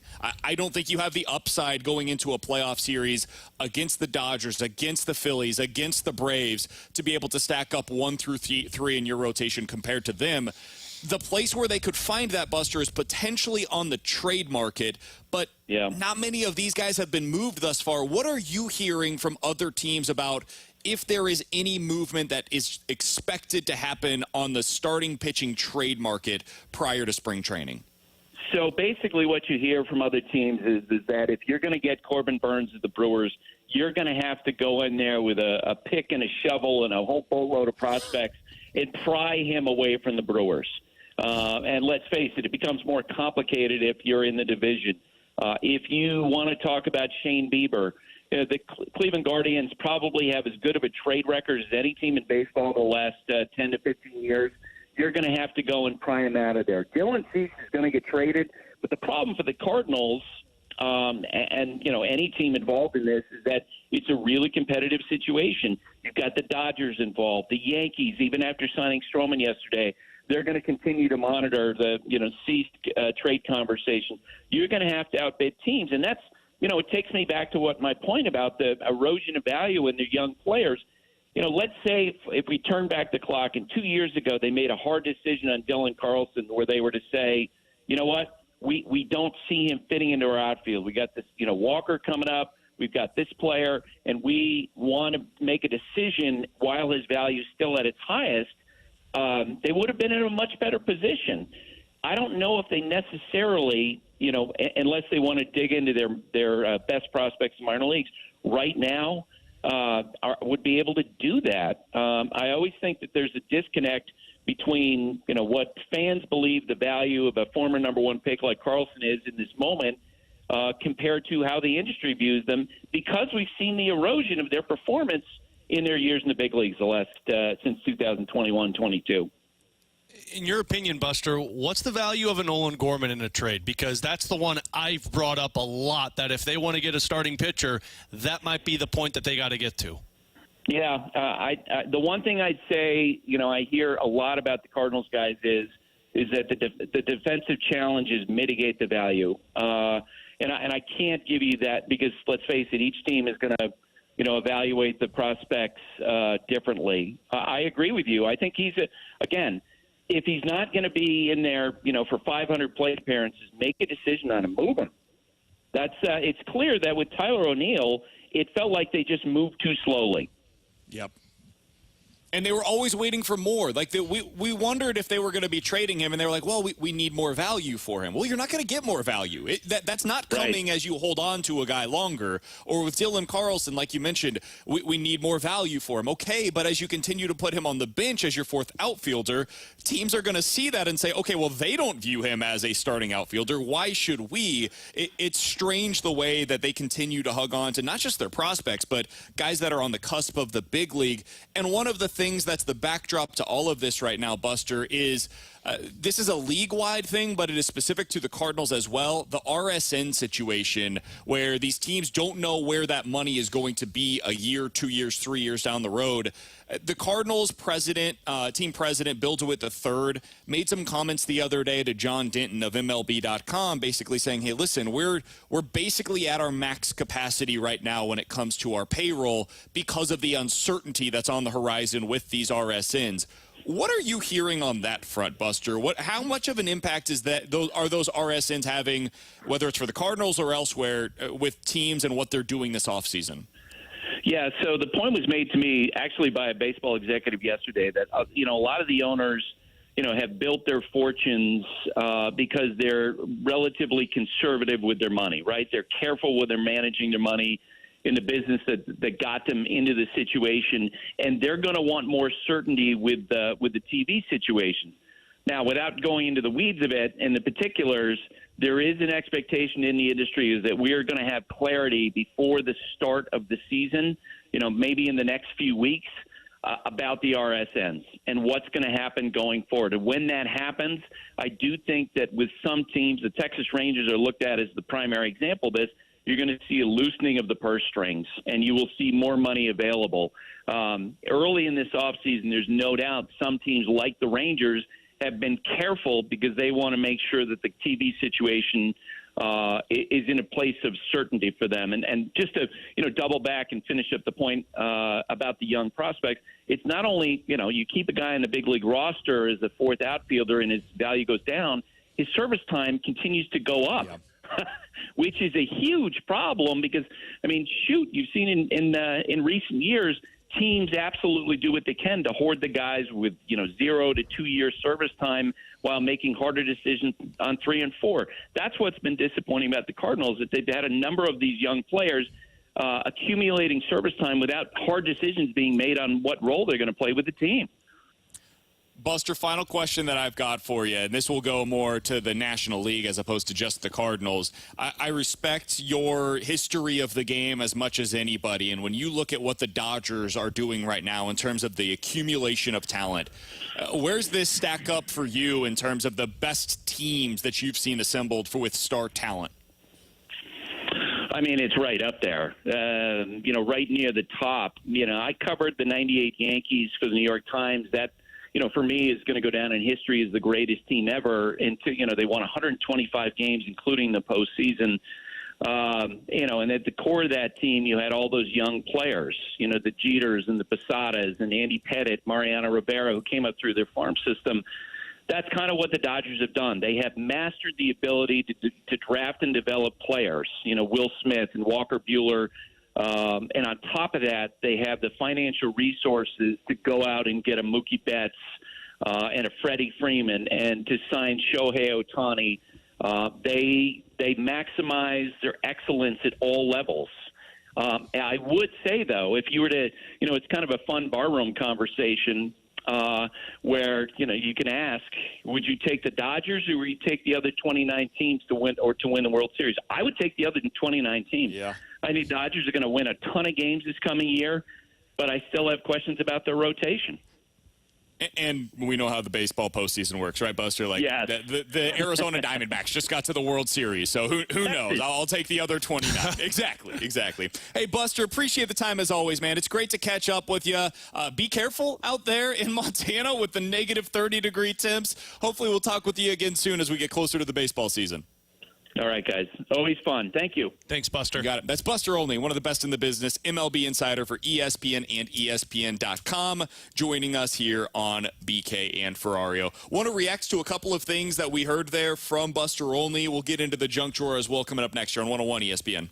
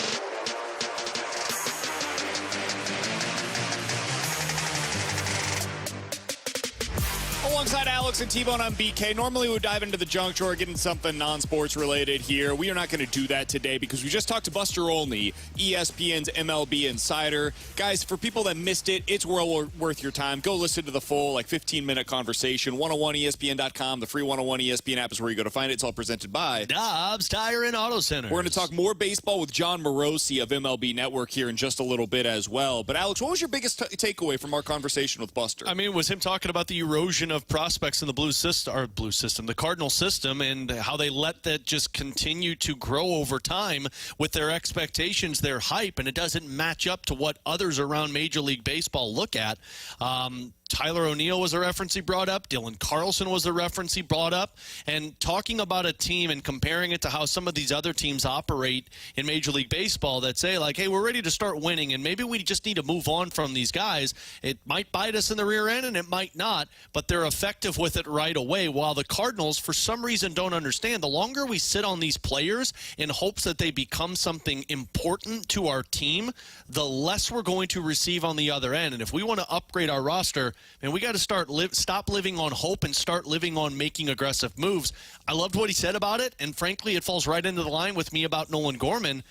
Again, I understand there's a lot of hype with it, but how long is that hype going to be there before it's lost and then you're not able to get back what you thought you could? And he brought up the Atlanta Braves as the antithesis of that, as they just made that move, Von Grissom to the Boston Red Sox for Chris Sale. Von Grissom, previously top 100 prospect, was seen as the internal shortstop of the future. Then he got passed up. They decided to move him before he loses some of that prospect value. T-Bone, what was your biggest takeaway? I agree with the prospect thing because it is interesting that and we've been saying that for a long time. The Cardinals have got to make the decisions on their prospects. What is the role of a Thomas Sajacy? You've got a Brendan Donovan utility guy. Gorman's the second baseman right now. What is Sajacy's value? Can you get more for him in a trade rather than just sitting on him and see what happens? And it's funny because they used to be the team that did that. Think back to the outfield mix. Piscotty, now that was a different situation kind of, but they traded Piscotty. They said Fam's not in the outfield long term, so we got to trade these guys to free up spots for other guys here. And ever since the Rosarena trade, they've become very gun shy. They very much are conservative. And I thought the other thing that was interesting is him saying he doesn't know how teams would value like a Gorman because of his defense. Yeah. And I think that's interesting because we talk all the time about, could you trade Burleson for something? Well, teams are going to look at him and go, well, that's probably just a DH, maybe a first baseman. I think you're seeing a lot of that. Juan Yepez was a guy, we mentioned this in the past about, well, could you trade him for like a reliever? Looks like a lot of teams are looking at some of these Cardinals pieces going, man, they're not very good defensively. I don't want just a bat. We value defense now. And my biggest takeaway was what he said rival evaluators around the league are talking about when it comes to their pitching. He said it looks like they've got a lot of replacement level pitching right now. They're going to have to score a lot more runs. That's how we feel on the outside looking in. It's good to know that is how other teams view the Cardinals rotation as well. And it's not just us being more critical than what is fair because we are close to the situation. Coming up in about 15 minutes or so, what is the level of importance for this Blues team to make the postseason? We'll get into that. But next, Jon Morosi, MLB Network and NHL Network broadcaster. We'll talk to him briefly about the World Juniors, what he saw from Jimmy Snuggerud there, and what he makes of what's taking place on the free agent market right now. Can you believe Jordan Hicks got 4 years and $44 million from the Giants? We'll talk to him next here on 101 ESPN.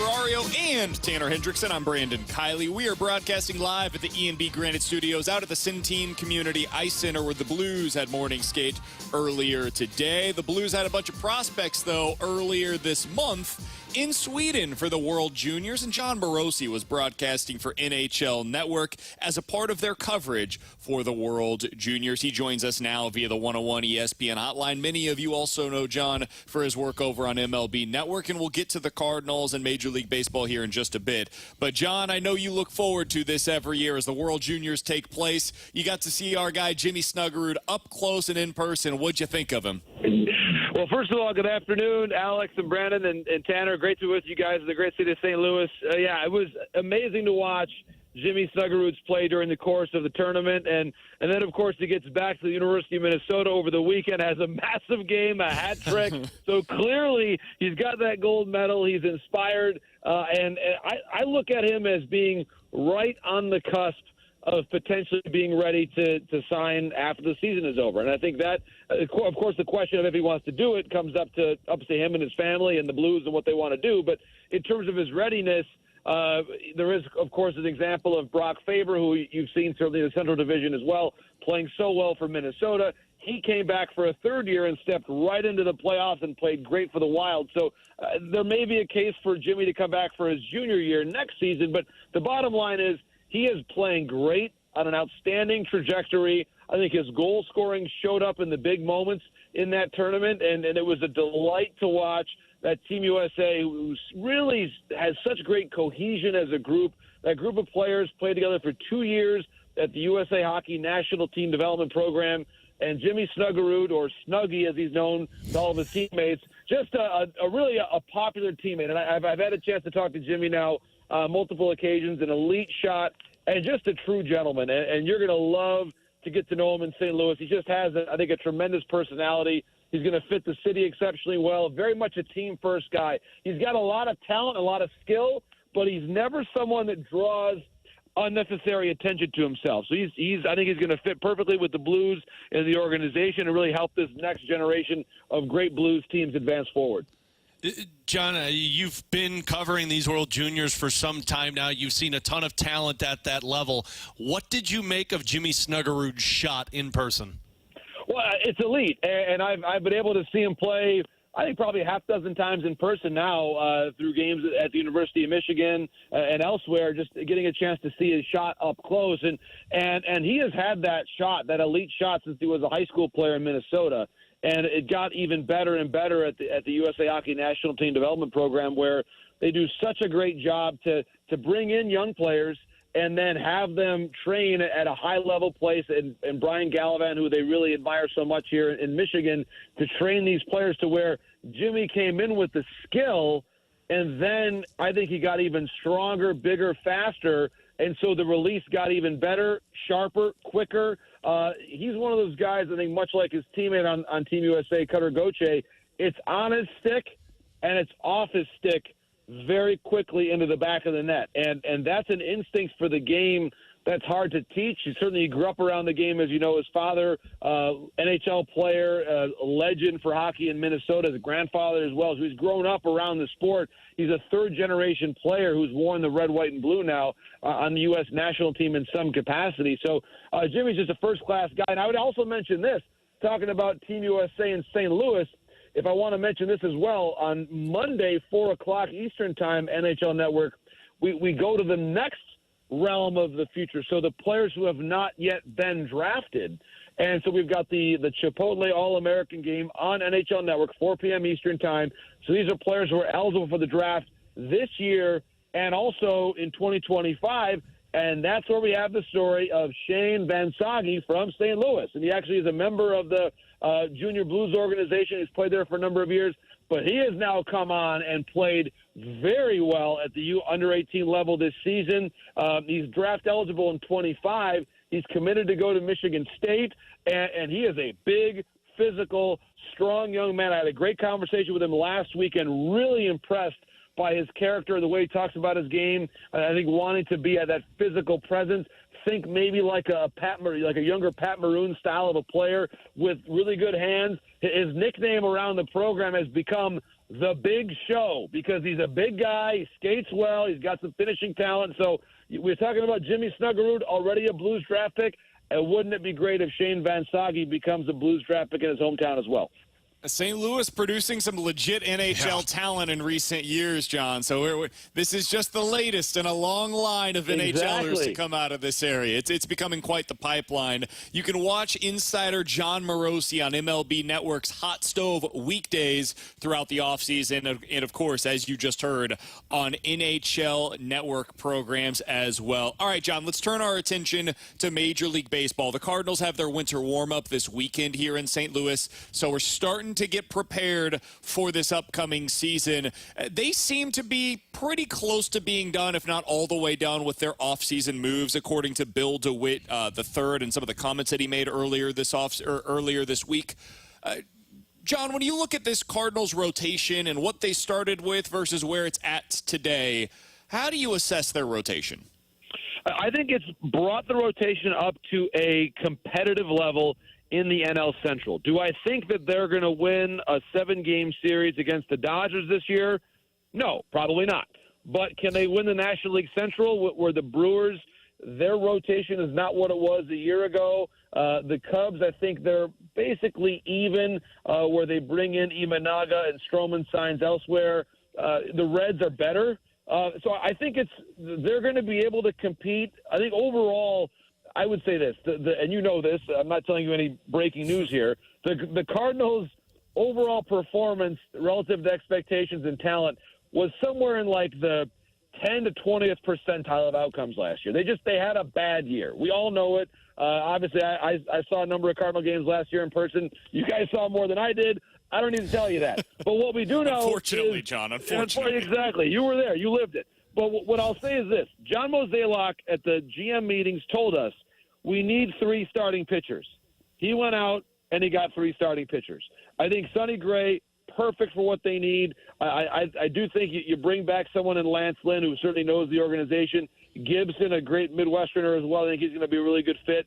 So you look at this group overall, it does feel like a bit of a changing of the guard the first time in really a couple decades that they have not had someone named Pujols, Molina, or Wainwright on the roster. It's kind of a remarkable new start for the organization. And I think, too, the O'Neill trade had to happen. Obviously, there was some friction there. And I think that they almost had too many outfielders last year to where there wasn't a lot of consistency. We do need to know exactly what Edman's going to be, what Carlson's going to be, and those questions. I do think Nolan Gorman's a star and is going to get even better. I think Arenado's going to have an even better year in 24 than he had in 23. Goldie is Goldie. So this team is, I think, a lot better than they looked last year. Maybe you add one more reliever. There's still a ton of relievers out there. I was really intrigued by the news today about Jordan Hicks being a starting pitcher and going to the Giants. That's going to be a lot of fun to watch how that idea unfolds. And certainly I think very highly of Jordan as a person and as a pitcher. But you look at the Cardinals overall, there maybe we'll get one more reliever just because there's a lot of supply still out there. But this team is close. I mean, they're close to being what we believe they're going to be in 24, and that is, for me, a much more competitive team than we saw in 2023. We've talked a lot, John, here on the station that the starting pitching is the biggest concern going into the season. Is that your bigger concern for this Cardinals, is if that starting pitching can hold up? Yes, because I do think that that's the foundation of success, and it has been for a long time with the Cardinals. And I do think that when you have a rotation that's more dependable, you're allowed to use your bullpen in better situations. And I go back, Jim Leland, the Hall of Famer, I can say that now, which is fun to be able to say that about Jim. Of course, he spent his time as a Cardinal scout working with Tony back in the day, but Jim always said a good bullpen is one that you use when you want to and not when you have to. And I think that is so true. Obviously, the Cardinals had much more of a have-to-use bullpen situation last year. And I almost think that every time there are exceptions here, but when you have a bullpen that is treading water from day one and no one can really get the proper rest and you got to extend a guy here and when are you going to use Helsley there, they never got on track. It was a constant struggle for them last year. And I think that at the very least, Lance Lynn will give you innings. and Gibson will give you innings. And I think that thought process, while it may sound a little old-fashioned, I think it works. And I think when your rotation delivers innings, Lance Lynn, if he goes, this won't go down as a quality start, but if he goes 5 innings and 3 earned, 5 innings and 4 earned maybe sometimes, or more optimally, 6 innings and 4 earned, if that's what it ends up being. The bottom line is it's a competitive start. May not be a quality start, but it's a competitive start. And I think those kind of starts you're going to get from Gibson and Lynn to where you're not having to compromise your bullpen mid-game. And I think the Cardinals believe they've got some talent coming. I can't wait to see what Jordan Walker has to offer. I can't wait to see what Mason Wynn has to offer. This is a team that I think there is some young athleticism in this organization that I think 2024 is going to be a better venue to see it come out and flourish at the major league level than what it would have been in 2023. Jon Morosi is our guest for just another couple of minutes here on BK and Ferrario. You can see him on MLB Network and NHL Network. You can follow him on Twitter at Jon Morosi. John, anytime I see you on MLB Network in the morning during those hot stove shows, I know something good is about to take place. We're going to watch something that is compelling. And you've been talking all offseason about Dylan Cease. You've been talking about the Mariners, the Marlins, teams that could be out there potentially with some starting pitching to trade. What are you hearing on the starting pitching trade market right now? And do you hear the Cardinals brought up as a team that's still at least treading in those waters? Yeah, it's a great question. I have not heard much about the Cardinals being aggressive for a Dylan Cease right now. Obviously, at the moment, they've got a full rotation and feel as though they have enough in-house options right now. I do think that the Cardinals, in a very low-key way, because of the way they had to pursue things in the deadline this past year, they were able to bring in enough capital and prospects that they could potentially make some moves if the right situation evolves. And I think that Lance Lynn and Kyle Gibson in particular were not signed with the idea that they're going to be rotation mainstays for the next 5 years. They're there to at least give them a solid first 2/3 of the season. And then if the Cardinals look at their depth and say, wow, we're starting to see this guy's running out of steam a little bit, this guy's running out of steam, we need some more help, then I think there'll be players at the right times, whether it's for one of the Marlins' arms or Dylan Cease or potentially one of the Mariners' arms. And the Mariners, I think, have a really good fit with the Cardinals where you can think about position player for pitcher type trades. One of those classic questions, if the offer is Jordan Walker for Logan Gilbert, who says no? It's going to be an interesting conversation. I think they're right. Well, yeah. So it's interesting. If I were to be on the radio today in Seattle and I said that, they'd probably say Seattle's going to say no, which is one of the reasons why I love baseball trades, and one of the reasons why that tells you it may not be as ridiculous as it sounds. Usually when both fan bases say no way would we do that, it usually is an indication that it's actually kind of fair. Kind of close. So, and again, this is one example, but this is how we're looking at the marketplace where, yeah, the Cardinals have an abundance of position players. That was the case at the beginning of the offseason. Trading O'Neill did not totally change the chessboard in that regard. So I would say on the Cardinals and getting a starting pitcher, not now, but stay close. And I would say this, very importantly, don't get the 1-year rental. Corbin Burns from a division rival for a half a season is not going to happen. So don't even worry about that. It's going to be more of one of those out of division trades like Seattle, I think like the Marlins, potentially like Dylan Cease, a guy that's got multiple years of control. So yes, by all means, study the Mariners' arms. Kirby's probably not going anywhere, but Gilbert and Wu and Miller, study the Marlins' arms, whether it's Luzardo, Cabrera's another name to watch. Garrett's one more. So look at those guys. And I just gave you 7 names when you add in Cease of guys that are controllable. Keep an eye on them as we get towards July 30th, which is the trade deadline this year. John, final one from me. You mentioned both Gorman and Walker's name. What are the ceilings that you anticipate for both of those players?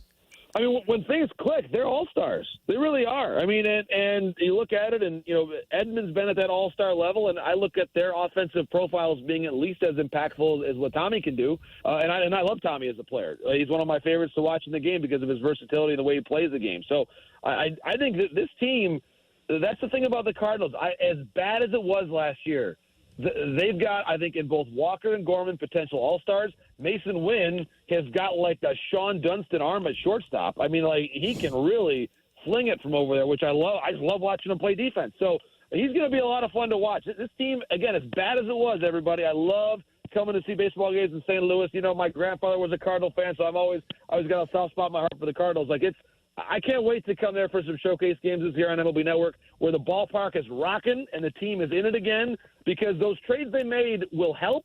And as bad as last year was, the clarity at the deadline helped the Cardinals make some moves that got them younger and more athletic, and we're going to see that on the field at Busch Stadium this year. John, no chance Framber Valdez gets traded, right? I would doubt it. I think the Astros are still trying to win. Dana Brown loves to go for it. He's not the kind of guy that's going to tear up a team that keeps making the ALCS. So I think I would say, for now at least, cross Framber Valdez off the wish list, but it is interesting. They have not signed Valdez, nor have they signed Tucker long-term. So the Astros have some pretty big decisions to make. He's Jon Morosi, MLB Network and NHL Network broadcaster, one of the absolute best in the business. We always love talking with him whenever we get the opportunity to do so. Hey, John, appreciate the time, man. All the best to you and your family. Hopefully we'll talk with you again soon as we get closer to the Major League Baseball season, and certainly whenever you get out here to see a Cardinals game. You got it. And whenever Jimmy Snuggerud or Shane Van Sage scores a hat trick, you call me right away, okay? Oh, you know I'll be doing that, John. We'll be giving Jon Morosi a call. Sounds great, guys. I appreciate it. Have a great weekend. Thanks. You do the same. That's Jon Morosi, one of the best in the business. Always appreciate his time here on 101 ESPN. All right, once again, a ton to get to there. I want to start by talking about what he said with the Cardinals basically buying their time to the deadline. Good one. Sure. We'll get into that coming up next here on 101 ESPN.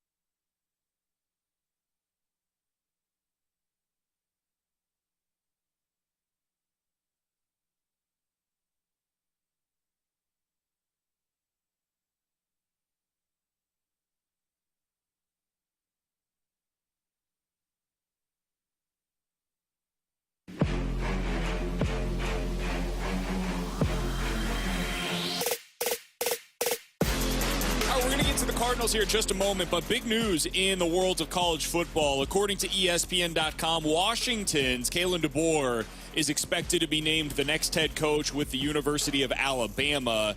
He is negotiating his deal right now. Again, this is according to ESPN.com from Chris Lowe, who broke the story originally that Nick Saban was going to be retiring. So I'd say it's a pretty reliable source, to say the least. This comes, by the way, earlier this morning. Kalen DeBoer does a weekly radio hit on 93.3 KJR up in Seattle. They tweeted this out this morning. Husky fans, we know you were looking forward to a visit with Coach DeBoer this morning. Please understand that Coach DeBoer and UW Athletics are continuing to work towards a future we can all be excited about. At this time, Coach will not be joining us this morning, but we will reschedule our interview soon. Well, have fun. Maybe they can interview him when he's in Alabama. That was at 8 a.m., and now he is reportedly under negotiations to be the next Alabama head coach. What do you guys think about this? Do you think it's a good fit? Weird hire. I don't know if it's a good fit. I mean, you're doing exactly what we talked about, like go outside and just get somebody. And with the success Washington just had, I'm sure there's a lot of hype for that. But it's just a weird hire to me. I would have felt like you'd go more along the lines of kind of Nick Saban-esque, and they are going complete different direction. So Kalen DeBoer is an excellent football coach. In his college football career, he is 104-12. He went 25-3 at Washington, 12-6 in his time at Fresno State, built that thing up in a significant way. And while he was at Sioux Falls, he was 67-3. Again, a fantastic football coach. There is no doubt about it. And a great offensive mind. And he showed an ability to put together a really good coaching staff in his time at Washington. My concern is the fit. And sometimes this stuff doesn't matter. Like, I don't know that I would have expected Matt Rule to be a great fit at Baylor, for example. He did an awesome job while he was there, despite being at Temple, and now he's at Nebraska. So Matt Rule works, regardless of the region in which he coached. Kalen DeBoer has zero ties to the Southeast. He grew up in South Dakota. He spent most of his career on the West Coast at Fresno State, Washington, and then had some time a little bit in the Midwest with Southern Illinois and Eastern Michigan. But man, most of his career has been somewhere in like the Midwest to West Coast. It's a different world in the Southeast and specifically in Alabama. Great football coach. I like the hire. They could have done a lot worse than Kalen DeBoer. He's an excellent football coach. The fit is just a little interesting to me, and I will be curious to see how that ends up. Yeah, I'm with you. The fit is interesting because, like you said, no ties to the Southeast Conference. And honestly, I don't think he was in their top 5 of choices, if I'm being completely honest. Oh, really? Yeah, I think we all know I think their number 1 choice was the guy from Oregon. Outside of that, I think they still would have liked to target. Lanning, I think, was 1. Sark, I think, was 2. I think Norvell was 3. I think this is probably 4. Maybe. I don't know. Because it just feels odd. It feels like an odd hire. And going out to the Pac-12 where, look, he built up this Washington program, and they were really good here in his 2 years there last year and then this past year. Of course, they got to the college football playoff. But can he build a sustainable winner? And not just a sustainable winner, I mean a winner that is winning 11, 12 games constantly. You're right. He showed that he can build a coaching staff. Hell, he did a great job in the transfer portal where he was able to lure Michael Penix over from Indiana by hiring his offensive coordinator. I'll be curious to know if he can recruit to another level because doing this at Washington, look, I said this, we were talking about this off air, and we mentioned this going into the playoff game. They're not a blue blood program. They're going to go through waves like Missouri where it is like, hey, you're going to have a 2 to 5 year stretch where you're probably really good. And then there's going to be kind of that downturn, and then you'll get back to that point at some point. Alabama's a freaking juggernaut where it is, hey, you need to win 12 games, or we talked about it. Your job's on the hot seat. It's like the same as Ohio State. Ryan Day could win 12 games next year and be fired because he doesn't beat Michigan, and then they lose in the college football playoff. I'll be interested to see if DeBoer is going to be able to be one of these guys. I think it's interesting. I don't think he's going to fail right away. I just hope Alabama shows patience because I'm not sure he's going to be able to get this to a 12-win program in the first 2 years. I think they're going to have to give him about a 4 to 6 year window to try and build this thing up. Especially with the amount of guys that are going to be transferring away from Alabama because Saban is gone. Like, you're stepping into that job means you better know that is going to be a few years of rough. And we all talked about it. Alabama fans aren't going. The state of Alabama is not going to be on board with it being rough for a couple of years. And maybe it's not. Maybe his coaching expertise takes over. But I think with the amount of players that look at Alabama now with no Nick Saban and they say, man, there might be a better spot for me to go, that's going to be tough for a DeBoer. Somebody that's excellent made a fair point from the 618. Guys, before Alabama, Saban had a very brief history in the SEC as well. He had a brief stint, 5 years, at LSU, but otherwise, most of his career was in the Midwest or the North. 100% correct. He went to Kent State. He's from West Virginia. Kent State is in Ohio, and then spent most of his career in the upper Midwest. Coached at Michigan State for a number of years. So that is true, but he did have that stint at LSU, and so you knew he was successful. That being said, it is a bit of a reminder that if you're a good coach, sometimes the region doesn't matter. And Nick Saban was the best coach that we've seen ever in the history of college football. I don't know that Kalen DeBoer is going to be on that level or not. I would say odds are obviously heavily against it, but Kalen DeBoer can be successful there. It's just a really interesting fit. I would have made this higher. This would have been the same move that I made. When Norvell said no, Sark said no, they didn't get anything done with Lanning, this would have been the move that I would have made because I think it's worth the bet. Because if you don't make this move, now you're going down to like your offense coordinator, Tommy Rees, who was sent away from Notre Dame because nobody wanted him to be there anymore. Or you're making a move for like Lane Kiffin, who half of your boosters hate and do not want to be a part of the Alabama football program. So I think this is a guy that they can get behind. He's had proven track record in the past at every level of being a winning head coach. I think it will work. I think they will be good under Kalen DeBoer. I don't know if good is enough will they be at great? Alabama. Exactly. And so that's something that I just don't know.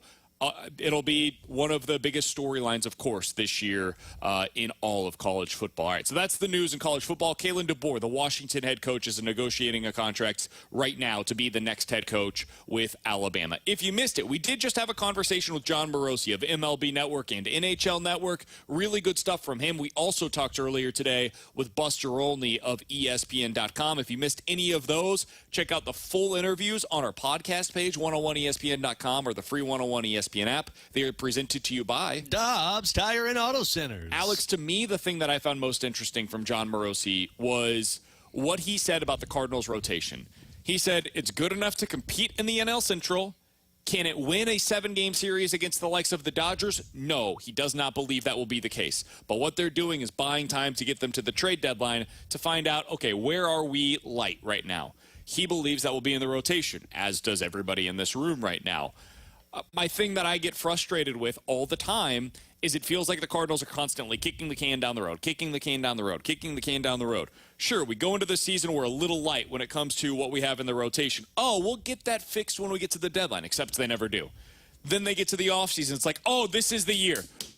We're ready to up the ante, ladies and gentlemen. You just watch what kind of money we're going to spend. And then they get Lance Lynn and Kyle Gibson. And then we get to this point in the offseason, it's like, okay, well, maybe we can make a trade. We're not done, boys. Ladies and gentlemen, I want you to know today is just a day in time. We still have flexibility to go out there and make another move. Okay. And then they get to winter warm-up, and it's like, oh, yeah. No. Our payroll tapped out, completely tapped out at $170 million on the 26-man payroll. So I have no belief, no faith, no foresight that they're going to make a big-time trade for a top 3 starter in their rotation. Why would I believe that? They haven't done that at any point. You remember when you told me not to get pre-mad at the Cardinals in the offseason? I'm pre-mad at the Cardinals for the trade deadline because it's the same thing at the trade deadline, that it's the same thing in the offseason. I don't expect them to upgrade their rotation. Sure, you can throw Jordan Montgomery at me all you want, but that was a player-for-player trade, which the Cardinals like when it falls into their lap and they get rid of somebody who's injured or when they get rid of somebody who, doesn't really matter to them. Not the type of trades that will take place at the deadline, i.e. Nolan Gorman for Logan Gilbert. Those types of trades, I have absolute zero confidence in this team saying, you know what we're weak in? Starting pitching. You know what we need? A dude. Let's go trade for him. It won't happen. So, sorry if you're upset with me, but I'm already pre-mad that it won't happen at the trade deadline. I'm post-mad that they didn't do it in the offseason. So and then I'm pre-mad the offseason next year is bad once again. Yeah, I just don't understand. Like, surely they're not even telling themselves that in the front office, I would hope. Well, no, Because they don't have money for that. It's just fool's gold. Well, and look, maybe they're convincing themselves in the front office right now, hey, by the deadline, the RSN situation's going to be, we're going to have an idea, the purse strings are going to open. You saved $500K on Edman? We'll go get exactly. Yeah. Oh, $450, sorry. We'll go get that starter. And it's just like, guys, you always say that and you never do it. And so it's fool's gold to believe you. Also, saying so. you have less ability to pivot when you go make that move in season. Like, if you were to make a trade today, now they don't have any money, obviously, because the RSN issues. You can look to move a Mats to free up money. If you made a move today to go get a starting pitcher and it made you light, for example, in the outfield, what you could then do is go back to the free agency market and get another outfielder. It is really hard to do that at the trade deadline, where you trade from your position player depth, which makes you worse in one area, to get the starting pitcher that you're looking for, and then you can barely replace that position player internally. And so now you're like, okay, well, we got the pitcher, but now our offense stinks. That's where it gets really difficult, and the Cardinals will convince themselves that it's not worth it, because they always convince themselves that it's not worth it. Somebody on the text line brought up, guys, a couple of years ago, they got Monty and Jose Quintana. They started game one in a postseason series for us. They could always do that again. Yeah, if they added the equivalent of Jose Quintana this trade deadline, it would not be good enough to improve their pitching staff the way that they need to with this version of the National League. The National League around you has improved from where it was 2 years ago when you made those moves. And by the way, Montgomery, while a great addition, a smart move at the time, continues to be a smart move today. You look back on that, everybody's going to look back at that trade as a good one with historical hindsight. He didn't start a playoff game for them. They wanted to go to Adam Wainwright, who was broken, over Jordan Montgomery.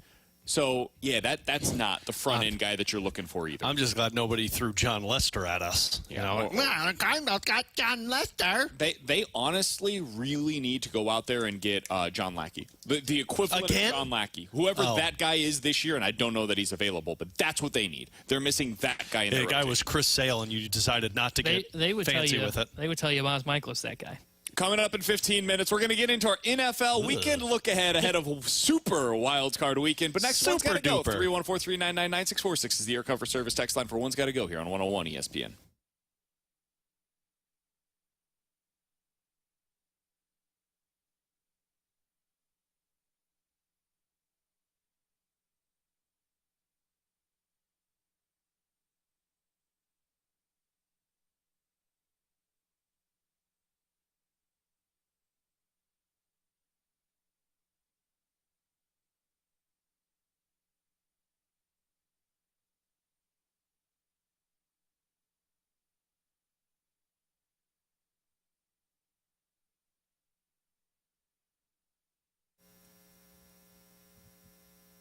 Alex Ferrario with you to talk about my friends at Classic Air Care. I've already heard the grocery stores are jam-packed with people anticipating this awful weather we're about to have.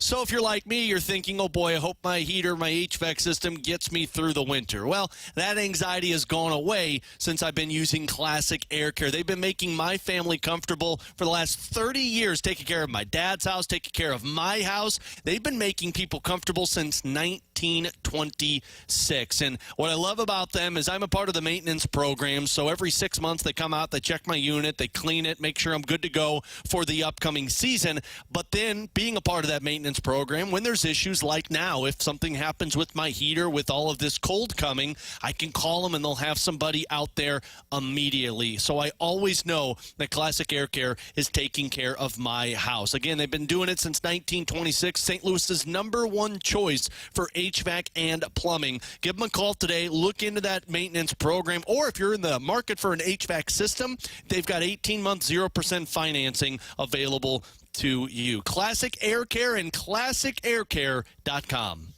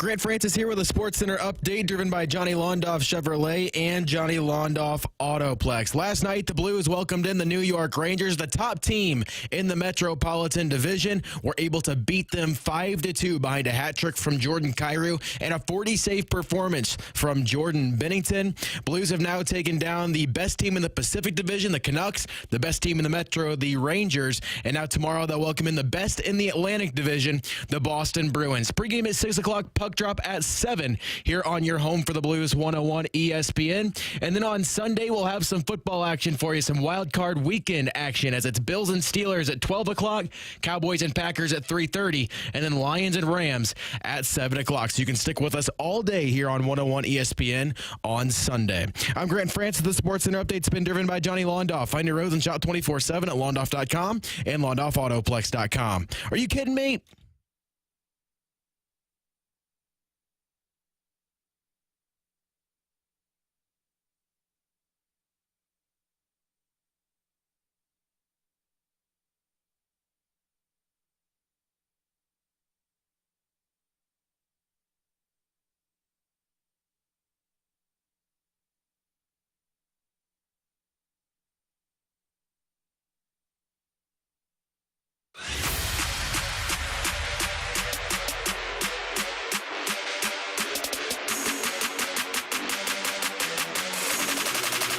Count that big pen.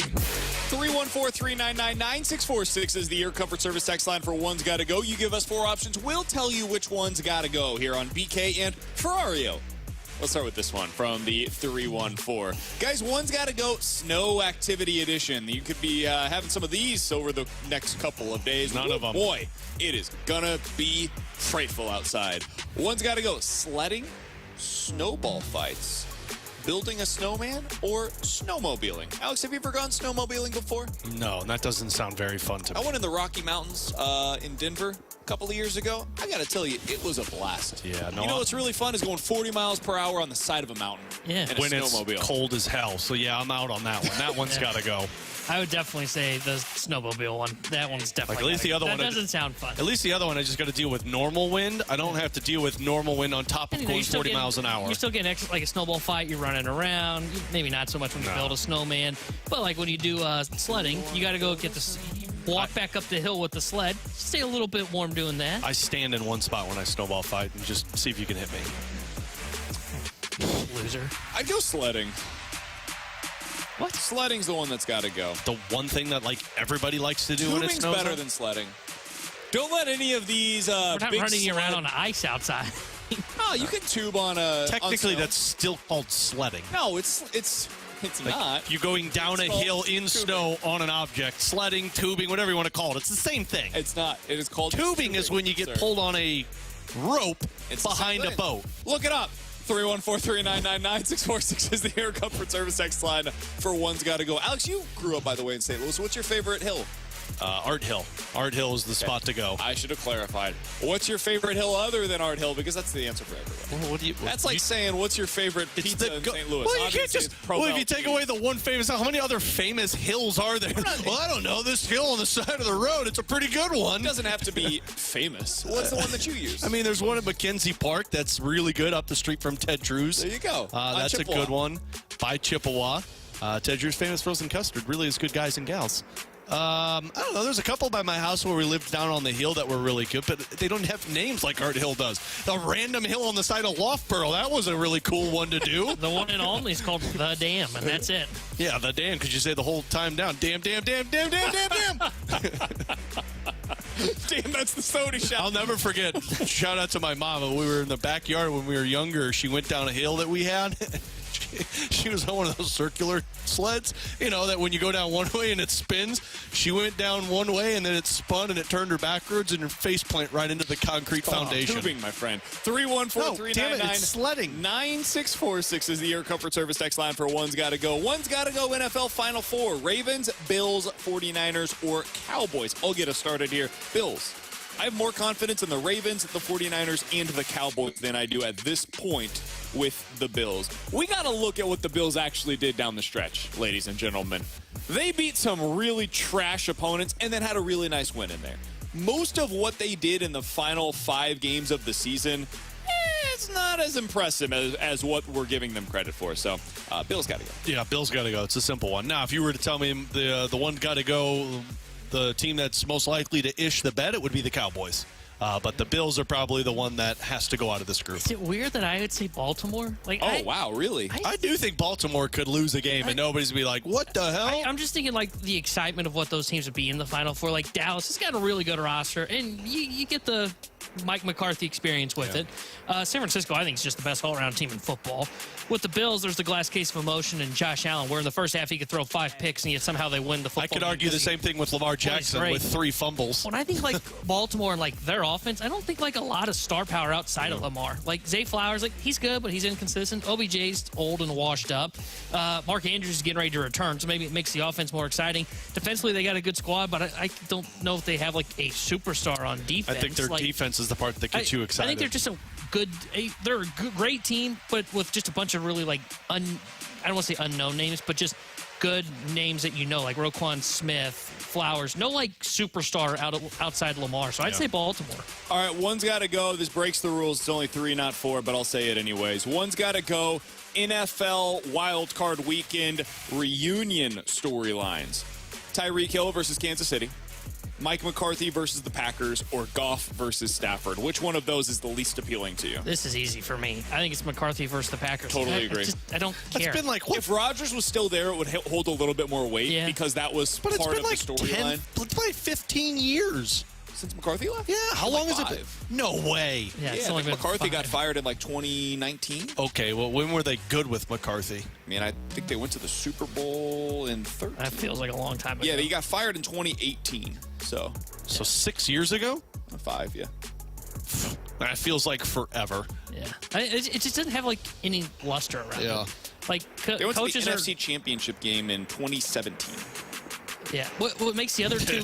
Don't remember that. What makes the other two so exciting was like Tyreek Hill was like. Well, it's recently, yeah. Yeah, recently, but he was like the guy in Kansas City. Like you think of that offense was awesome, and then Tyreek won it out essentially. And It said he was the little brother to Mahomes and Kelsey. And then you think of the Stafford and Goff one, like nobody would have ever seen that trade coming. Yeah. Because everybody thought Stafford's the guy in Detroit, Goff's the guy in LA, and the Rams just said, no, we're giving up on like the #1 overall pick, and we'll take on Matthew Stafford. And they gave up Goff, and Goff has had like a resurgence in Detroit. I think that's the most compelling storyline of the weekend outside the Tyreek Hill. Yeah, I agree. I think Stafford and Goff is #1 for me. Alongside Alex Ferrario and Tanner Hendrickson, I'm Brandon Kiley. Grant France is doing a fantastic job for us back in the studio today. We are broadcasting live at the E&V Granite Studios out at the Centene Community Ice Center. And coming up next, we're going to break down NFL's Super Wild Card Weekend the way that only we can. Coming up next here on 101 ESPN.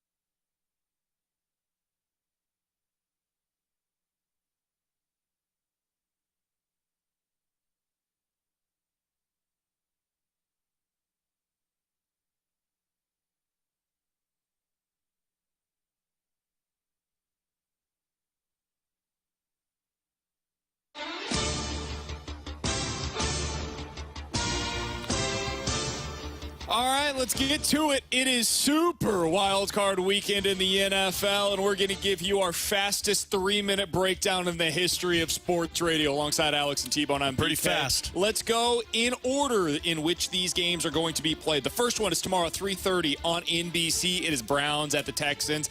Alex, I feel like this is a legit 50-50 game. The spread is down to 1.5 in favor of the Browns on the road in Houston. Do you have a lean in this one, Alex, and how do you think it's going to go? I think the Browns are winning. I think it's going to be a 1-point game. I think it's going to come down to a field goal that's going to end it, but I think the Browns got this one, even though I'd love to see C.J. Stroud just light it up.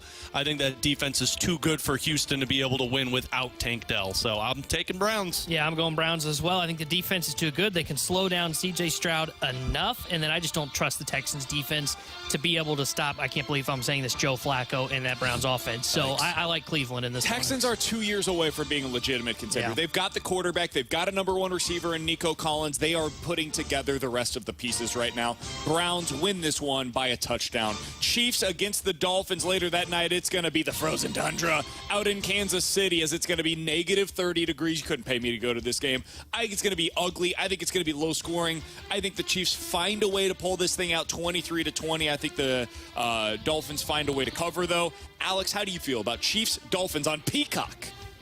Okay, I didn't appreciate you doing that. Chiefs winning this one. I don't think the Dolphins are healthy, and I think it's minus 30 degrees. The Dolphins can't stay warm. So Chiefs walk away from this one. I think it's going to be like a 10-7 game. Yeah, I think Chiefs win as well. I just don't trust the Dolphins. They're frauds. Even if they were healthy going to Kansas City, they've beaten a good team outside of Dallas this year and felt like that was just a one-off as well. Give me the Kansas City Chiefs. Steelers at Bills. It's going to be ugly weather. It is on CBS. It's noon on Sunday. We don't need to have any discussion about this, right? Everybody's taking the Bills? Bills.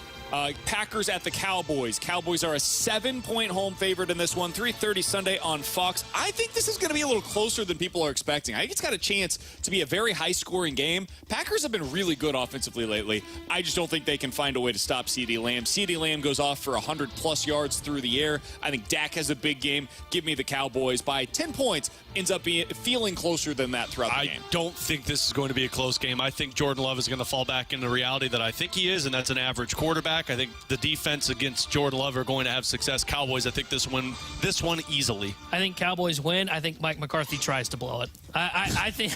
Well, that's I really certain. believe it may end up being a 10-point game, but maybe we look at it and go, "Why are you throwing the ball under 2 minutes and they don't have a timeout again?" Mike McCarthy. Rams at the Lions. Rams? Lions hosting a playoff game for the first time in my lifetime, which is unbelievable. T-Bone's never seen something like this before. Detroit, they've got Jared Goff. I think he's going to have a big game. Rams don't have the defense to stop him. I think the Rams put up big points. I think this one's like 34-31, high scoring, ball flying all across the yard. Lions find a way to pull this one out. Same. I think the Laporta injury is going to be the important factor into this, but I'm not sure the Rams are going to be able to handle all of those weapons, even without Laporta. I think it's going to be a high-scoring one. I would take the over, but the Lions easy. Whose house? It's the Rams' house this weekend. They're going on the road. They're taking down Detroit. That secondary couldn't stop me as a wideout, and they're going up against Puka, Cooper Kupp, Kyron Williams going to have a big game. The Rams' defense isn't great. It's good enough to get them past the Lions. I like the LA Rams on the road. And with we'll an talk upset. about the Eagles versus the Bucks on Monday. I'm starting to think that A.J. Brown is not going to play in this game. I'm starting to think A.J. Brown has played his final game as an Eagle. We'll get into that a little bit more on Monday morning. We will talk to you guys then. If you missed anything from today's show, be sure to check it out on the podcast page, 101ESPN.com. The free 101 ESPN app is where you go to find it. We had great conversations with Buster Olney and Jon Morosi. Those are all over there on the podcast page. For Alex and Tanner, I'm BK. Grant Francis did a great job for us back in the studio today. We will talk to you guys on Monday at 11 a.m. Fastlane coming up next.